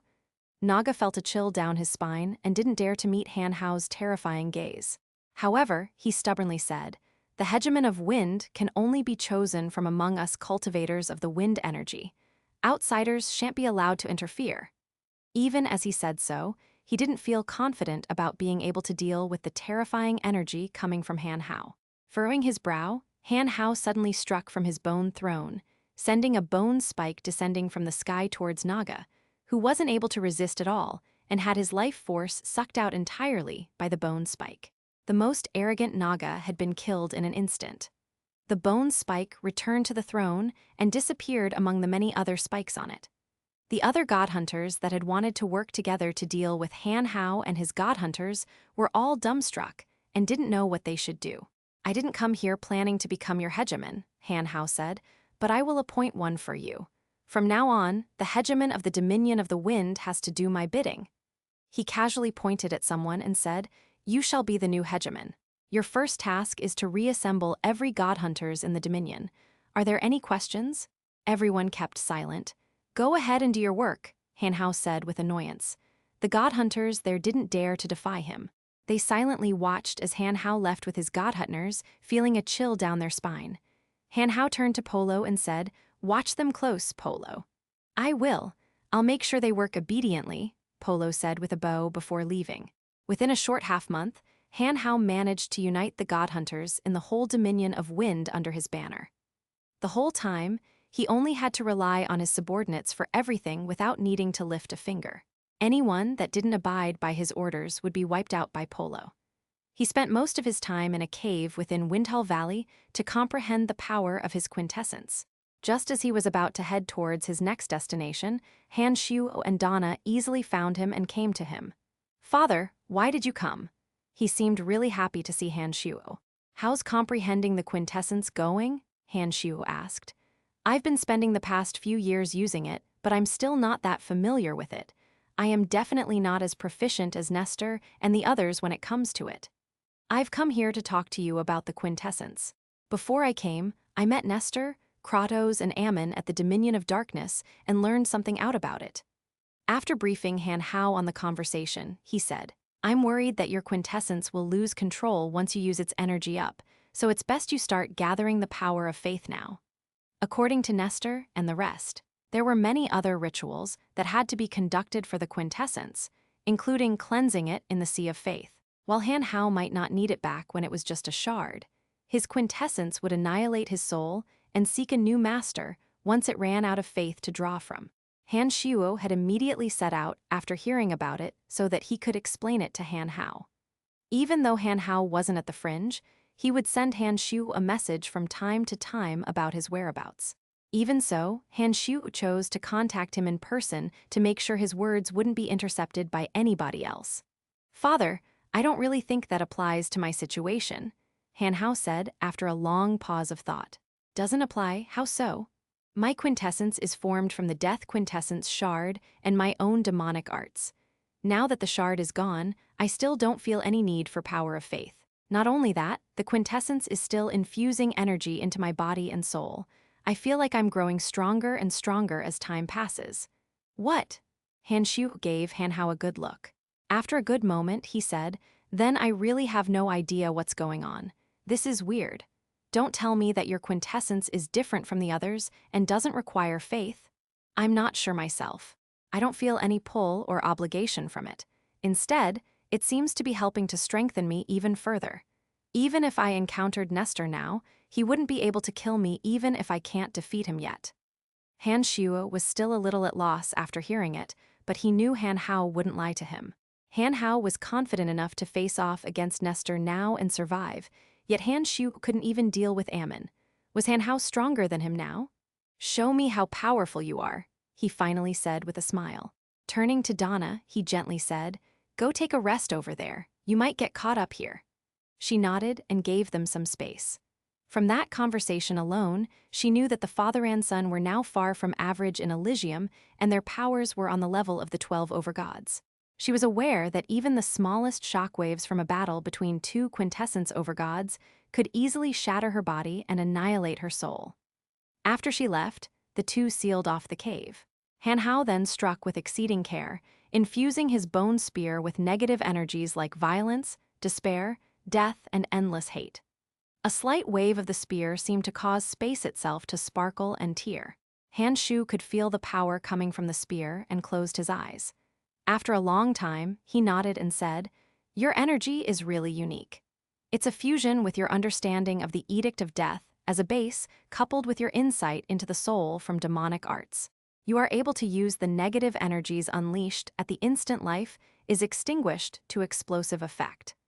Han Hao had always lacked a fundamental understanding of his own energy. "Father, do you mean that this power stems from the last burst of a life on its last embers? The power between life and death?" Nodding, Han Shu opened his eyes. "It is an energy without an element. Before all life vanishes, they will leave some remnants of energy in the surrounding environment. For those who died from old age or sickness, the deaths are usually peaceful because they can see their fates coming and won't generate much energy like that. However, your energy comes from the people who died under exceptional circumstances. All the hate, despair, violence, killing intent, and savagery, and perhaps even evil itself is the essence of your true power. You were really lucky to use those energies to form a quintessence." After some hesitation, he continued, "Only you would have been able to perform such a feat. Perhaps it was thanks to your unique life form that you could incorporate all that negative energy into your soul. Had it been any other god, their soul would have crumbled long ago." "Father, what should I do?" Han Hao asked. He seemed a little stunned. "I'm not sure. I have a feeling that your quintessence formed almost too easily." According to Nestor and the rest, the All-Mother only left 12 types of quintessence behind, yet Han Hao had formed his own. Even Nestor and the rest had never seen something like that occur in their eons of life. He wondered if it had something to do with demonic arts. Chapter 1007. He asked to see me GDK 1007. He asked to see me translator. Ryagawa TLC, hedonist editor. Emily Han Shu and Donna didn't stay in Windhall Valley for too long. After having a talk with Han Hao and realizing how different his quintessence was from the 12 great overgods, he was no longer worried and let Han Hao explore its power as much as he wanted. He and Donna didn't return to the fringe immediately. Instead, they took their time and traveled leisurely according to her whim. Apart from not being able to fully blend the energies together, he didn't have much else to worry about. As long as he couldn't find a way to unite the 13 energies, there was no progress to be made. Since his main body was making rapid progress in the fringe, he didn't mind spending time with Donna using his avatar. While they couldn't get too intimate thanks to his avatar's unique constitution, Donna felt rather fortunate for the chance to be by his side at all. Being able to take casual walks with his hand in hers was a blessing denied to her for far too long already. In the many years Han Shuo had spent in Elysium, he had only visited the dominions of darkness, death, and space apart from the fringe. As for the rest of the dominions, he had never so much as set foot there. While he did get information briefs about them, he had never truly experienced anything there. Now, he had ample time, and the battle of the gods not being as devastating as previously imagined, involving only the dominions of death, destruction, life, light, and water. The remaining half hadn't started to fight yet, and those that did hadn't gone all out yet. It was still hard to say when the battle would end and when Eternia would open. Not to mention, even if it did end early, it would be impossible for Han Shuo to open the doors of Eternia so long as his main body hadn't reached the Diablo realm yet. With his newfound free time, he decided he would travel through all 12 of the dominions with Donna. Meanwhile, his main body continued to use the power generated by the formation to metamorphose into a new form. Within the silent courtyard of the Pandemonium, Rose sat quietly on a stone bench, letting her long, silver hair hang from her head like a waterfall. She quietly observed the various plants and decorations in the courtyard. All of a sudden, someone entered the courtyard, destroying the serenity that had been there before. Rose turned and saw Raman rush towards her. Looking at his unique metallic body, she furrowed her brow. "Raman, why did you come? Your body seems to have changed somehow." He chuckled and said, "When I went to visit Han Jin, Andrina was there as well. I wanted to ask them about it, but I didn't think they would beat me up for no reason. Then again, my body felt incredible after the fight. It's as if I've entered a new realm. I want them to hit me every day." Rose was taken aback until she recalled that Han Jin and Andrina used unique energies that Raman could somehow benefit from. "Your realm is a little odd. Do you know what stage of power you are currently at?" "I don't really know the separate stages of my cultivation, but I did try to test it out by pulling a jump scare on Salas. He didn't know that it was me and went pretty hard on me. After taking his lightning strike, I noticed that I wasn't really that badly hurt. In fact, I completely recovered after a few days," he gleefully said. Tossing her hair, Rose replied, "Salas is an overgod. If his full power strike couldn't harm you, you must be really powerful now." "Ha ha ha, you think that was impressive. After that, I fought him again, and his lightning wasn't that effective against me either. They only made my soul a little numb. Even he was dumbfounded by it. I really don't know how Brian was able to tweak my body to make this happen." After some hesitation, Raman gratefully said, "Thank goodness you asked Lord Brian to seek me out back then. Otherwise, I would still be mirroring in that swamp, not reaching where I am now even after 1,000 years." Upon hearing mention of Han Shuo, Rose seemed a little downcast. "Even I haven't seen him for years, ever since he went underground. Even though I'm a late-stage high god now, he is no doubt far more powerful than me now than he used to be." She sounded a little sour about it. Back when he first came to Demon Mountain, he couldn't resist her at all and had to flee. 10 years later, he finally managed to defeat her and made her his servant. And now, he was on the level of the quintessence over gods. They were drawing further and further apart. Back when they were in the Dominion of Darkness, she often spent time with Rose, as she was the only high god around him. Thinking back to the time when they stormed Hushville City and made hell for Hoffs, as well as their journey to the Fringe, she felt rather nostalgic. Nowadays, Han Shuo had long wiped out Rose's enemies and even managed to rule over the chaotic Fringe. His bold promises to her back then were now a reality. But when she recalled how distant they were from each other now, she would regret ever coming to the Fringe with him. Perhaps the rift between them wouldn't be so wide if he wasn't so powerful. She couldn't help finding herself looking at the ground, wondering what he was up to down there. "Rose, come here," said a voice in the depths of her mind. Shocked, she recognized that it was Han Shuo and didn't know what to do. "What's wrong?" Raman asked when he saw her blank out. "He asked to see me. He just did." She couldn't contain her feelings as she rushed towards the path leading to the underground, leaving Raman standing there stunned and confused. Chapter 1008, Summons GDK 1008. Summons Translator. Ryagawa TLC. Hedonist to say that Rose was excited would be a severe understatement. Completely unaware of how different she was acting, she ran off, leaving Raman to stare at her dumbfoundedly. After a good while, something occurred to him as he looked towards the way underground. I guess he's the only one in the pandemonium who's able to send direct messages with his soul.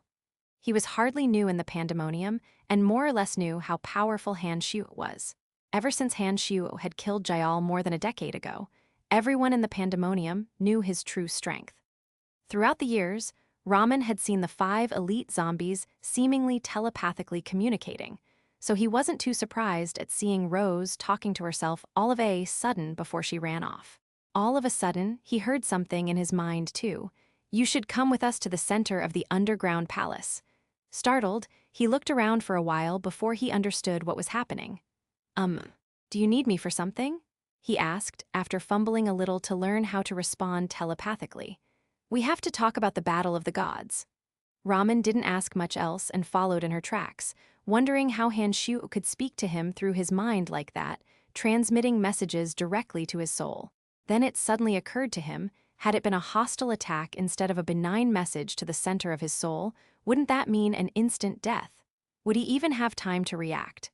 Those thoughts made him grow a little fearful. He suddenly understood that Han Shuo could kill him even without directly attacking. Anybody within the range of his senses wouldn't be able to escape either unless they had some way to defend against his formless soul attack.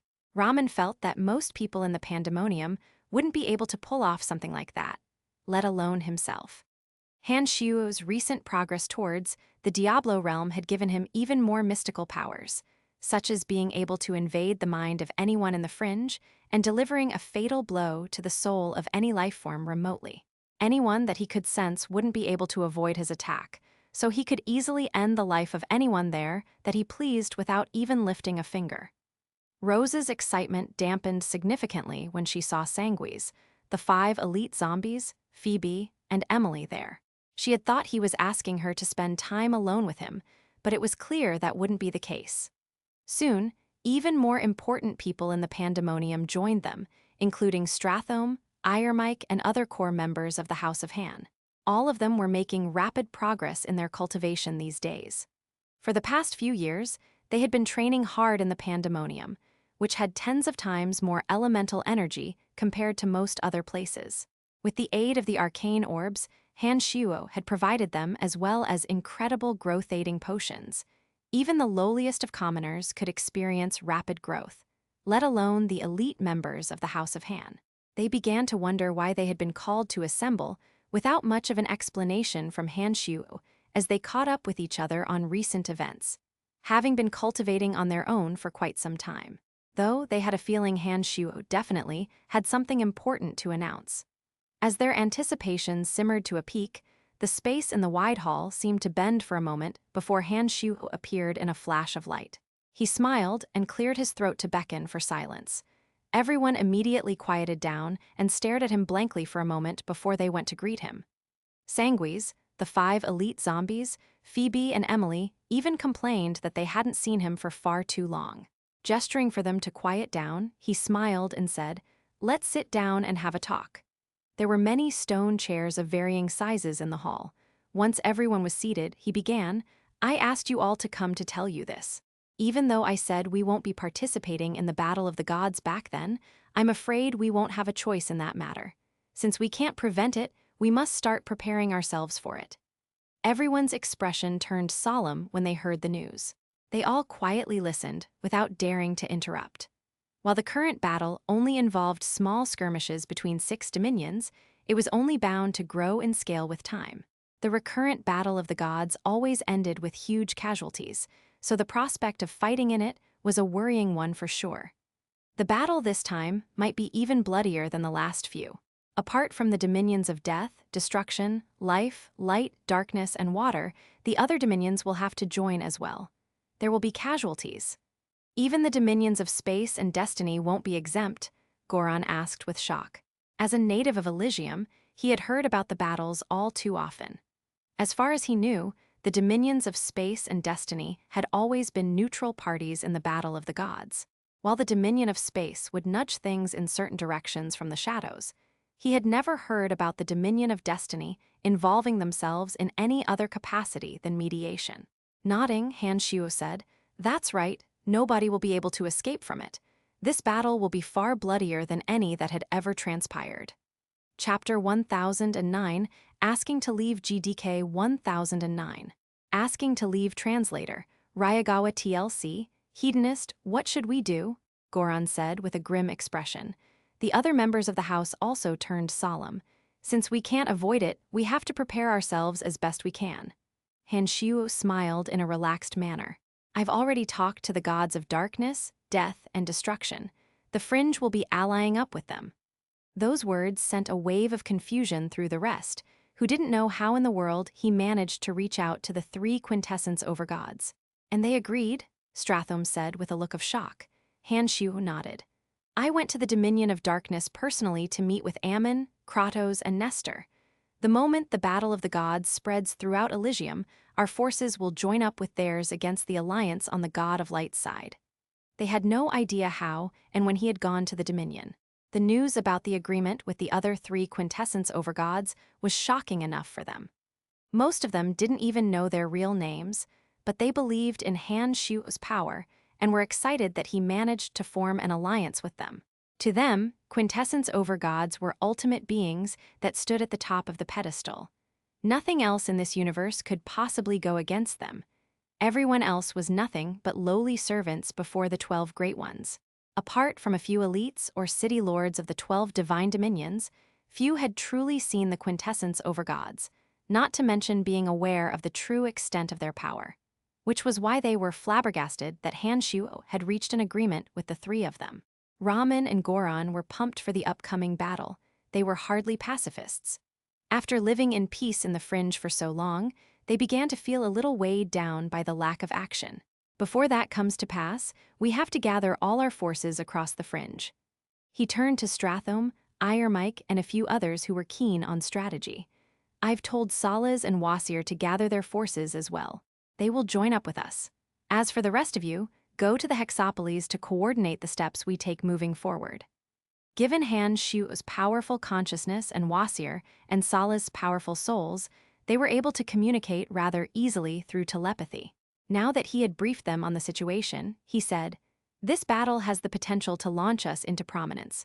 We must start stocking up on goods from Goldstone Enterprise and the Celestial Pearl for our own forces." Currently, Han Shuo was the de facto ruler of the Fringe, with Salaz and Wasir operating on his advice. However, he treated them like his allies rather than as cannon fodder. He would gather anything that could give his allies an advantage to make sure they were fully armed and prepared. The folks in the Pandemonium moved quickly to carry out his orders. The 5 elite zombies all went to Hexapolis to start fortifying it. With Andrina and Han Jin there, they should be able to increase the city's defensive capabilities substantially. As for what strategy they would adopt during the Battle of the Gods, there were many suggestions. After they decided on a general framework, Han Shuo asked for all of them to leave, but Sanguis, Gilbert, Bollins, Phoebe, Emily, Fanny, and Jasper stayed back. The former 3 asked Han Shuo about aspects of the demonic arts that still confounded them, while the women wanted to have a private conversation with him. Rose, seeing them flock around Han Shuo, felt a little downcast. She had wanted to talk to him, but she felt a little hesitant due to how far apart they had grown now. All of a sudden, she took a step forward and said, "Brian, I would like to leave the Fringe for some time." Han Shuo was in the midst of explaining the demonic arts to Bollins when he snapped and turned to Rose. "What's wrong? Are you not happy living here?" The other women beside him seemed to notice something amiss and turned to look at her, before turning back to Han Shuo and exchanging glances with themselves. These days, the Pandemonium is filled with powerful people. Not to mention, you're here, so nobody would dare mess with you anymore. I no longer have much use here, and I've reached a cultivation bottleneck, so I plan to travel the 12 divine dominions for new experiences. Even though she gave her reasons naturally, she avoided the gaze of the women. The density of elements here is much higher than elsewhere, and there are more advanced cultivators here from whom you can seek guidance. I feel like you'll improve here more quickly, Han Xiu said. Not to mention, these are dangerous times. Why are you in a hurry to leave now? Emily smiled and suddenly grabbed Rose's arm tightly and said, That's right, why are you in a hurry to leave? We're really thankful for what you did for us in the Dominion of Darkness. We would have been in lots of trouble if not for you. Lately, we've been rather busy with cultivation, so we haven't really had time to spend together. We can always make up for lost time later.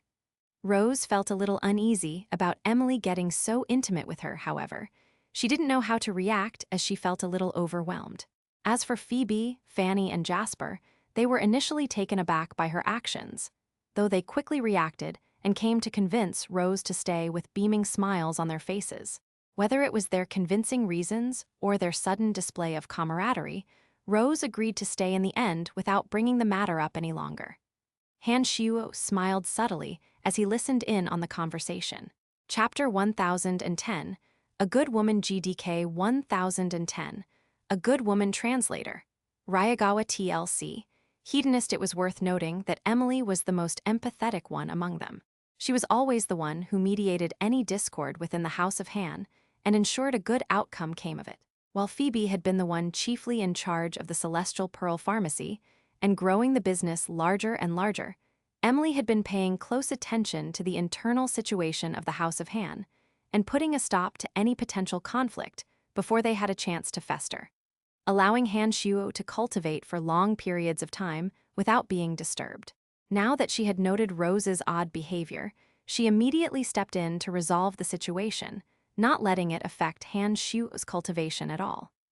Rose felt a little surprised by the sudden warmth and agreed with Emily to stay without giving it too much thought.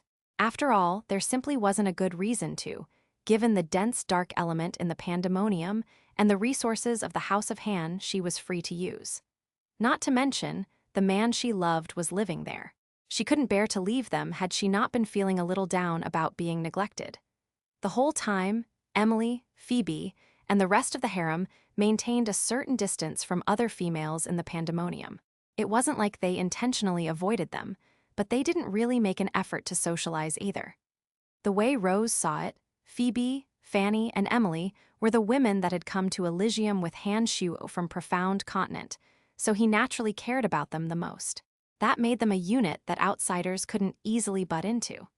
In the long time Rose had been in the pandemonium, the three of them had never taken the initiative to talk to her before, which further cemented Rose's suspicion that they were wary of her. Back then, when they were in the Dominion of Darkness, she didn't really mind it because she was much stronger than they were, and was confident that she would be far more useful to Han Xiu. But after they came to the Fringe, Phoebe and Emily managed to improve quite a lot with the Orbs of Arcana and many other concoctions to the point that they were catching up on Rose.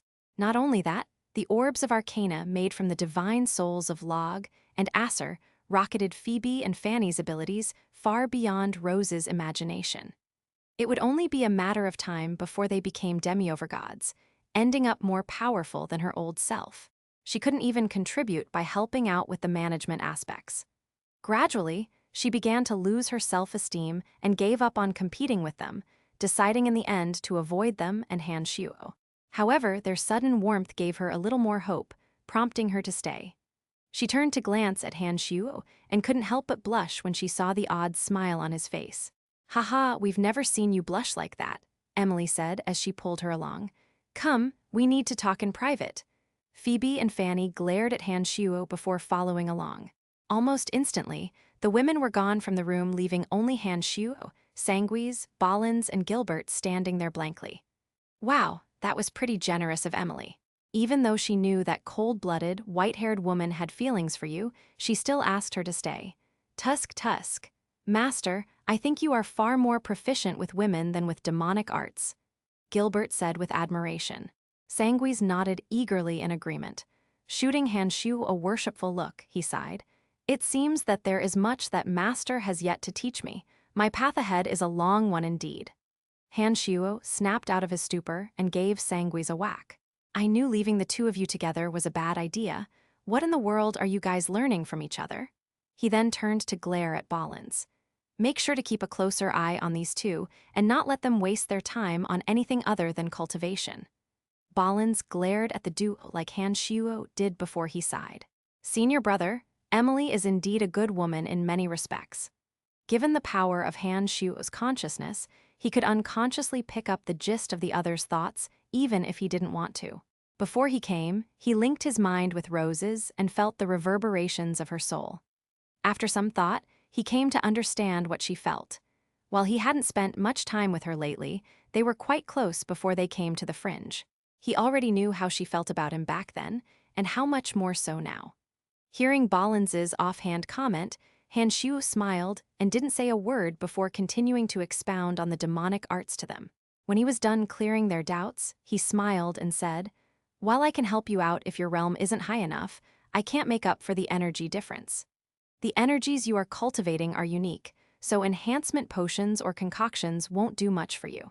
If you want to grow stronger quickly, you'll have to use the 9th realm mystical yin harvester like I do.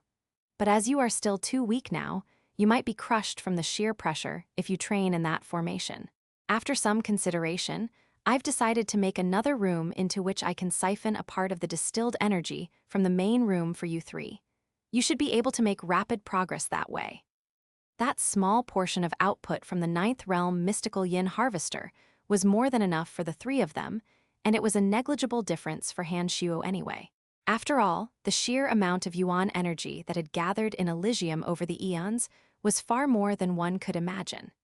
Even the amount that formed in the recent years alone was far more than what profound continent had gathered for many years. "Master, can that really be done for us too?" Sanguis was so excited he didn't know how to react. "Yes, and you three deserve it. Prior to this, your realms were still too low and the formation wasn't stable enough yet. The fact that you asked me those questions just now means you must be ready for it." Chapter 1011, A Drop of Blood, Chapter 1011. A Drop of Blood. Sanguis, Ballins and Gilbert started off pretty well to begin with the former two proficient enough in the demonic arts to be able to use mystical yin to increase their power. Gilbert was more unique in that the basis of his cultivation was on his soul, while his body still contained the energy of darkness. Han Shu decided he would start working on Gilbert's body first. Back then, when Gilbert's body was dead, Han Shuo had used many precious materials to make a new one for him. It had been crafted the same way a demonic artifact was. So, Han Shuo decided he would infuse the demonic body with mystical yin generated from the harvester this time around. However, all three of them couldn't compare to him, as he had the proper legacy of demonic arts that passed on to him from the late exalted demon lord through cauldron of myriad demons. The best they could aspire to be was an offshoot of the legitimate school of demonic arts. Since the 9th realm mystical yin harvester generated so much mystical yin that siphoning a little out for them wouldn't affect him much, he decided to go for it. The upcoming battle wouldn't be won by him alone, after all. It was just as important for him to strengthen those around him. The three followed behind him as he entered the depths of the underground palace, asking him one question after another in sheer excitement. Even as his right-hand men, they still didn't know the full extent of how proficient he was. They were all too surprised when he contacted the rest of them throughout the whole fringe with telepathy without even having to leave the underground. Even though they cultivated demonic arts like he did, they weren't aware of what realm he was at now for him to be able to pull off such a feat. Perhaps even quintessence overgods wouldn't be able to do something like that. The best the 12 great overgods could do was communicate telepathically with other powerful gods that cultivated the same energy they did, like how Ammon could contact the city lords Felder and Wallace. A huge part of that was due to their deep faith in Ammon and the stigma left in their souls. Even then, Ammon wouldn't be able to sense all that was happening within the dominion of darkness, nor could he find out what other non-darkness gods were up to. On the other hand, Han Shuo could sense anyone and everyone regardless of cultivation type as long as they were in the fringe, and he could even communicate with them. Their excitement only grew the closer they got to their destination. Even though they hadn't actually been there before, they knew from the mystical yin that radiated from it that it was sure to be an astonishing place. Han Shuo said, Your powers still aren't enough for you to absorb much mystical yin, so I will have to channel it to you." As he said so, he willed the cauldron to appear before it turned into a doorway to another space. As the artifact that was used as the cornerstone of the ninth realm mystical yin harvester, it could perform certain tasks better than Han Shuo could. Han Shuo pointed towards the tear in space, causing a drop of fresh blood to ooze out of the tip of his right thumb. It glowed with demonic energy and flowed into the opening in space like it had a life of its own. All of a sudden, a constant dripping sound could be heard coming from within it as bloody light shone out of the opening. Sanguis started with shock as he watched the weird doorway in the wall. He sensed that a powerful force was helping the cauldron of myriad demons form a space within, carving it straight out from the thick underground walls and inscribing countless complicated patterns all across it. The patterns seemed like the most intricate of carvings that somehow split the dense, mystical yin energy around the space within into many neat little pockets. The three were completely dumbfounded at seeing a single drop of blood like that possess so much power. Han Shuo turned to them and smiled. "I've read the Blood God mantra. It is indeed a rather unique technique. Even though I didn't cultivate it directly, I have no problems applying its theories to make it perform little tricks like these. A drop of life is akin to a new life and a pocket dimension. As long as you are powerful enough, anything is possible." With Han Shu's mind in the Diablo realm, he had a renewed understanding of the core essence of the demonic arts. If his body was fully realized at that realm as well, he could use any part of it to create a whole new space, even a single strand of his hair, a chip from his nail, or even his spit. All of it would contain unthinkable power. During the process of absorbing the vast amounts of mystical yin into his body, it was as if each and every cell of his body was being reconstructed and filled with pure, unimaginable power. Once both his body and mind reached parity, every part of his body would be a powerful treasure. Sanguis wore a worshipful expression as he said, "Master, does blood drop invincibility refer to something like this?" Shaking his head, Han Shu said, "Blood drop invincibility refers to the ability to form a new life, a new you, with a single drop of blood. As long as that remains, you will be able to constantly regenerate. So long as you don't run out of blood, you're invincible. That's the Blood Fiend realm's defining characteristic. However, I didn't cultivate the Blood God mantra, so I can only do what I did using brute force with help from the cauldron. It's not as complicated as you think it is." "Then, will you be able to come back to life from a single drop of blood?" Sanguis asked. "Haha, I do not rely on my blood. Instead, I rely on my consciousness." As long as a strand of his consciousness still existed, he would continue to revive. The formless strands of consciousness were even harder to grasp than blood. Han Shu believed that the only person who could possibly eradicate consciousness would be the mother of all creation herself. In other words, Han Shu was now as good as immortal even before his body had been fully perfected. Chapter 1012, Vast Ocean GDK 1012, Vast Ocean Translator, Ryagawa TLC, Hedonist Editor. Emily. As they spoke, the drop of blood had carved out a small subspace. The power of blood essence filled the cauldron of myriad demons as it seemed to attract the mystical yin in the surroundings like a magnet. It only took a few moments for the area within the wall to be saturated with it. The power in that drop of blood eventually wore out. Han Shu turned to the three and said, "You can start cultivating now. The energy will gather much faster than you're used to. Gilbert, you're a little different, so you need to absorb the energy with your soul before assembling them in your body." Sanguis and Gilbert were rather impatient after hearing about all the benefits and immediately went into the space. But almost immediately, they closed their eyes as they took a deep breath and began adapting to the mystical yin within. "You should go in and cultivate too. It will be good for you," Han Shu said as he motioned him to enter. "Thank you, senior brother." The usually calm Ballins couldn't really contain an elation. Ballins bowed before stepping in.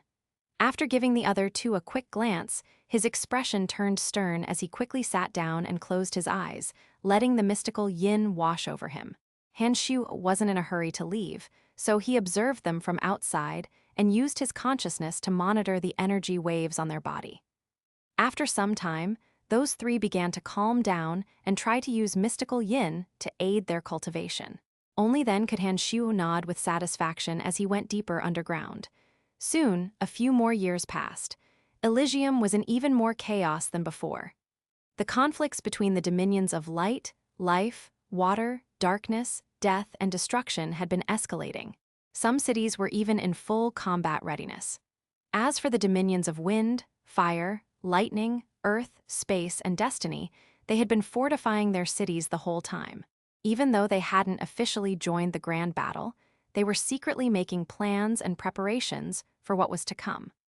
Those who had the faintest familiarity with Elysian politics could easily sniff out the intention of those dominions, for even the ever-neutral dominion of destiny was assembling an army. That was a strong sign, which many Elysians took as an omen of unrest. While they didn't know the true purpose of the battle, the gods knew that there was something different about the battle of the gods this time around. They suspected that even the goddess of destiny wouldn't be able to maintain control over the situation any longer, which made the relationship between the various factions even more complicated. The dominions that hadn't been in the battle up till now knew that there was no avoiding it, and were not only gathering their forces, but also restricting the activity of outsiders in their territory, fearing that they would be used for malicious ends. Travel across the whole of Elysium was being strictly regulated in an unprecedented manner. During those few years, Han Xiu's avatar had traveled the dominions with Donna. He couldn't do anything about fusing his avatars, even if he returned to the pandemonium anyway. Not to mention, he had to scout the situation across Elysium for intel. After their long journey, they left the Dominion of Earth and headed for Fantasia City. The cities of Fantasia, Sanctus, and Ethereal were located within the Dominion of Space. Fantasia happened to be a stop on the way to the Pandemonium. During the past few years, Han Xiu had gained a much better information network than most on Elysium. His main body in the Fringe could regularly communicate with Ammon, Kratos, and Nestor, while his avatar was directly connected to his main body.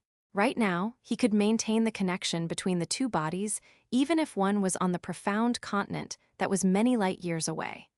At the Diablo realm, it was as if his main body and avatar weren't separated by any space at all. It didn't matter where those two were as long as they were in the same universe. Thanks to his 3 quintessence overgod allies, he more or less had an idea of what most notable figures in Elysium were doing. He knew that the goddess of destiny had been communicating with the god of light and the others, and that the currently neutral ones had private conversations with each other. The only one that had zero activity was the god of space. It wasn't just Nestor and the others. It was said that the god of space wasn't too much into the goddess of destiny's plan since she brought it up. The fact that he hadn't returned to Elysium during such a sensitive time was one such sign. His current whereabouts were also unknown. Back in the Fringe, Han Xiu had long been in touch with McKinley about it. McKinley said he didn't receive any instructions from the god of space. It was as if he had vanished. In the Battle of the Gods that took place many years back, the god of space once worked with Nestor, Ammon, and Kratos. This time around, those 3 also intended to ally with him, which Han Xiu was more than happy to agree to. However, they seemed a little anxious about not being able to reach out to him at this point in time. So they asked Han Xiu to go to the Dominion of Space to see if there was a way he could get in touch with him. It just so happened that the Shrine of Space was located within Fantasia City. This time, he couldn't afford to tour the city at his own pace. He was in a hurry to get in touch with the god of space. Not long after his arrival there, he had Donna travel the rest of the way to the Fringe alone. Back when the other 3 gods asked him to look for the god of space, Han Xiu had used his consciousness to search the Dominion of Space, but wasn't able to do so as his consciousness was prevented from entering the Shrine of Space by a spatial barrier.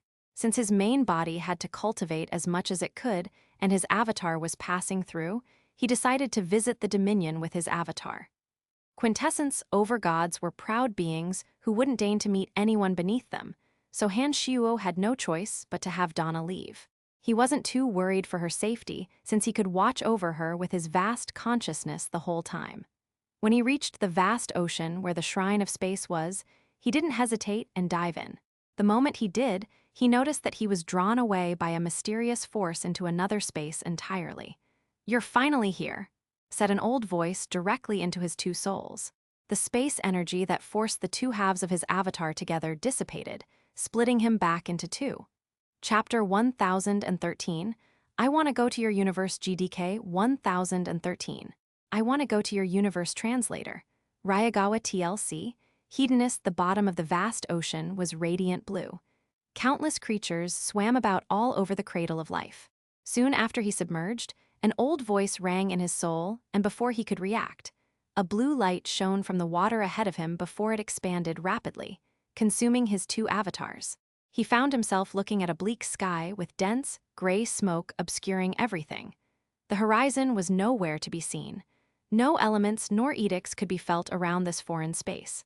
As his two souls spread out to sense his surroundings, he found that he wasn't bound by anything. It spread out far and wide seemingly without restriction, though he found nothing. It was as if he was trapped in an infinite expanse of nothingness. "You're finally here," said the old voice that filled the entire space once more. All of a sudden, vibrant multicolor lights gave life to the desolate, monochromatic landscape as mountains rose from the ground. The smoke around them began to dissipate, revealing the countless lakes, trees, beasts, and other aspects of nature all at once. It was as though he was witnessing Genesis. His two souls that had stretched out towards the unlimited bounds retracted back into his bodies. Now, he looked around in confusion. It was as if the world had been populated with life and nature in a single instant. It was a world of unbelievable realism. "God of space!" Hanshu's two avatars called out at the same time, with one looking towards the sky and the other towards the ground. Gradually, a vague apparition formed from the gray fog. The ground cracked open as magma rose into the skies, before causing a rain of fire to fall, igniting fires on the ground that lit up the lively world even further. The apparition's shape grew more and more defined until it resembled an old, wrinkled face without a body, just empty, dark eyes that didn't have a hint of life. This world was his, a world he had forged with the Edict of Space. Within it, he was the God Almighty. Anyone within his domain was compelled to play by his rules. Back then in the Fringe, the hegemon of space also had his own realm, albeit an imperfect one that hadn't the slightest sign of life within, which was why he fell prey to Hanshu's plans in the end. Yet Hanshu could see life within this world. Everything that could be found outside it was here as well. With a sweep of his consciousness, he was instantly able to tell that the world the god of space had crafted was a resplendent one complete with all forms of life, giving him the shocking realization that in here, even the other quintessence overgods would be powerless before him. That's right. As you have imagined here, even the goddess of destiny is bound by my rules. That's why none of the other overgods have dared to come to my ocean directly to talk to me. They always choose other places, the hovering face said with an eerie smile. Nestor and the other two asked you to be the one to contact me because they knew that I wouldn't do you any harm. Even if they knew that I was here, they wouldn't dare come here themselves. You can read my thoughts, Hanshuk said, both his avatars wearing expressions of surprise. I already said that I am the sole god in this world. Any other life form that enters my realm will be bound by my rules. I can even read the goddess of destiny's mind in here. Yours is no different. Here, I am omnipotent, he proudly declared. It was no wonder the other three didn't dare to come despite knowing its whereabouts. Hanshuk smiled and said, "What about the one who slumbers in Eternia? Will you still be omnipotent if she enters your realm?" The face's expression turned sour upon mention of the All-Mother. Sighing, he said, "This world is sustained with the quintessence's power. If she reclaims it, my world will be no more. That's why I am suffering from the same plight as Nestor and everyone else. If she ever emerges, you and all 12 of us will not live to see another day." There was no way the All-Mother would give up on the quintessence, nor let a practitioner of the demonic arts roam free. Hanshu nodded and said, "So I assume you have been expecting me for long?" "That's right, far longer than you imagine." The god of space smiled as his eyes glowed. They projected various scenes. The first one depicted a tear in an endless sea of stars before switching to a young man at a grave. Then, The scenes showed his experiences at profound continent from the moment Han Shu's soul took over Brian's body, speeding through his Magic Academy years until his mind broke through to the Diablo realm at the fringe before stopping. Han Shu didn't think that someone had been monitoring him since the moment he arrived in this universe. His every move had been within the purview of the god of space, a notion that sent chills down his spine. Are you a pervert? You've been spying on me this whole time? The scenes vanished from the god of space's eyes as he laughed in resignation. You are our only hope, so I had to make sure to pay close attention to you and make sure that no real harm would ever come to you. I alone can watch your every move across time and space. However, it's not like I monitor you constantly. I don't watch when your life isn't in danger. Han Shu took a moment to recall the projections. He didn't see any scenes of him frolicking with Phoebe and his other women, much to his relief. Clearing his throat, he said, "All right, I'm here. What do you want of me? Opening Eternia is also to my benefit, so I'll do it even without you telling me. As for the Battle of the Gods, it isn't something I can avoid participating in. So there must be something else you want from me." The god of space stared at him in silence for a long time. Then he whispered, "I want to go to your universe." Stunned, Han Shu stammered, What? I want to go to your universe," he repeated. "All these years, I've been trying my best to escape this one, to no avail. I'm bound here. I can't free myself from the chains linking me to this universe like that person can. I can't escape it." He sighed and continued in a dejected voice, "Even I am unable to leave this universe. You are my only hope." As the god of space, nobody else knew more about the nature of the universe than he did. If even he couldn't use his powers to leave the universe, Gu Tianzai really must have been quite powerful to be able to pull off this feat. So, the god of space also hoped that Han Shu would be capable of something similar as the successor of the exalted Demon Lord. Why would you want that? Although I am unable to leave this universe, I can go to any plane I wish with a single thought. In my long life, I've seen, touched, and experienced everything this universe has to offer. With nothing left to be explored, every day is boring and dull. It feels as though I'm trapped in a prison. It may be a big prison, but a prison nonetheless. It is not a feeling you can comprehend, he said in a forlorn manner. To Han Shuo, this universe was endlessly vast. There were still many planes he had yet to visit. However, the vast distances of space meant nothing to the god of space. He had seen it all, and could create everything he wanted in his own domain with a single thought. It didn't take long for Han Shuo to understand the god of space's desperation to leave, but he couldn't agree just yet. "Given my power, I'm unable to help you leave this universe." Back then, that person was able to come here because he was at the peak of his cultivation. I am still quite far off, not to mention, the one that slumbers in Eternia will awaken soon. I worry that I won't survive that ordeal, let alone grow strong enough to help you escape. That's why we have to make sure she slumbers once and for all, the god of space said mercilessly. After a pause, he turned back to Han Shuo and said, "As long as you promise to help send me off when you grow powerful enough, I will aid you with everything I have. I won't let anyone harm you, and I'll always stand by your side. Will you trust me if I promise you that?" Han Shuo felt that it was an excellent proposal, but by the time Han Shuo grew powerful enough to fulfill the promise, there would be nothing that the god of space could do to him if he then decides to not do it. Surprisingly, the god of space nodded. "I do. After spending so many years observing you, I know you better than anyone else. You are a man of your word who keeps your promises no matter what. So yes, I will take your word for it." Han Shuo didn't think the god of space would know him to this extent. He pondered it for a moment. The offer seemed to come at literally no cost to him, so he swiftly agreed. "All right, we have a deal." Chapter 1014, Time is Running Out. Chapter 1014, Time is Running Out. Translator, Ryagawa TLC. Hedonists seeing Han Shu agree, the god of space smiled.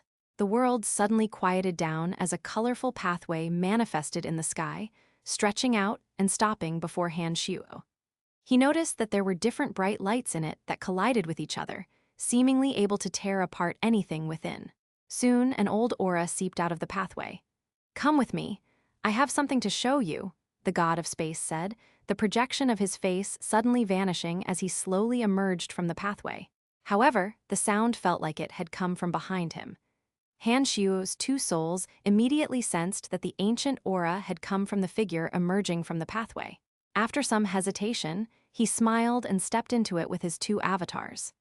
The odd energies of space contorted his two bodies, and before he was ready, a bright point appeared in midair, into which both his bodies were sucked within. Now he found himself on a fluffy bed of clouds. In front of him was a shambling old man who smiled and said, "Thank you." Han Shuo immediately knew that this was the god of space from the same aura that came from his body, which distinctly marked him as a possessor of a quintessence like Ammon and the rest. "You're welcome. If I am truly capable of reaching that level of power, I will gladly lend you a hand." His split avatars were united again with the power of space. "This is no longer the world you created, right?" Han Shuo could feel the elements again, and the odd sensation of space was no longer there. "Of course not." The god of space pointed ahead and asked, "Look, what do you see?" There was an ancient city beyond the thick mist, surrounded by thunderclouds that rained chaotic energies of death, destruction, light, and other elements that clashed with each other. It formed a barrier that closed up the entire city. Han Shu felt like the city had a life of its own. Wherever it moved, the thunderclouds followed close behind, forming a beautiful colored trail of various elements. "This is Eternia," he gasped. "That is correct," the god of space said with a solemn nod. "This is a fortress that moves constantly of her making. It absorbs all elemental energies this universe has to offer. Eternia destroys anything that stands in its path.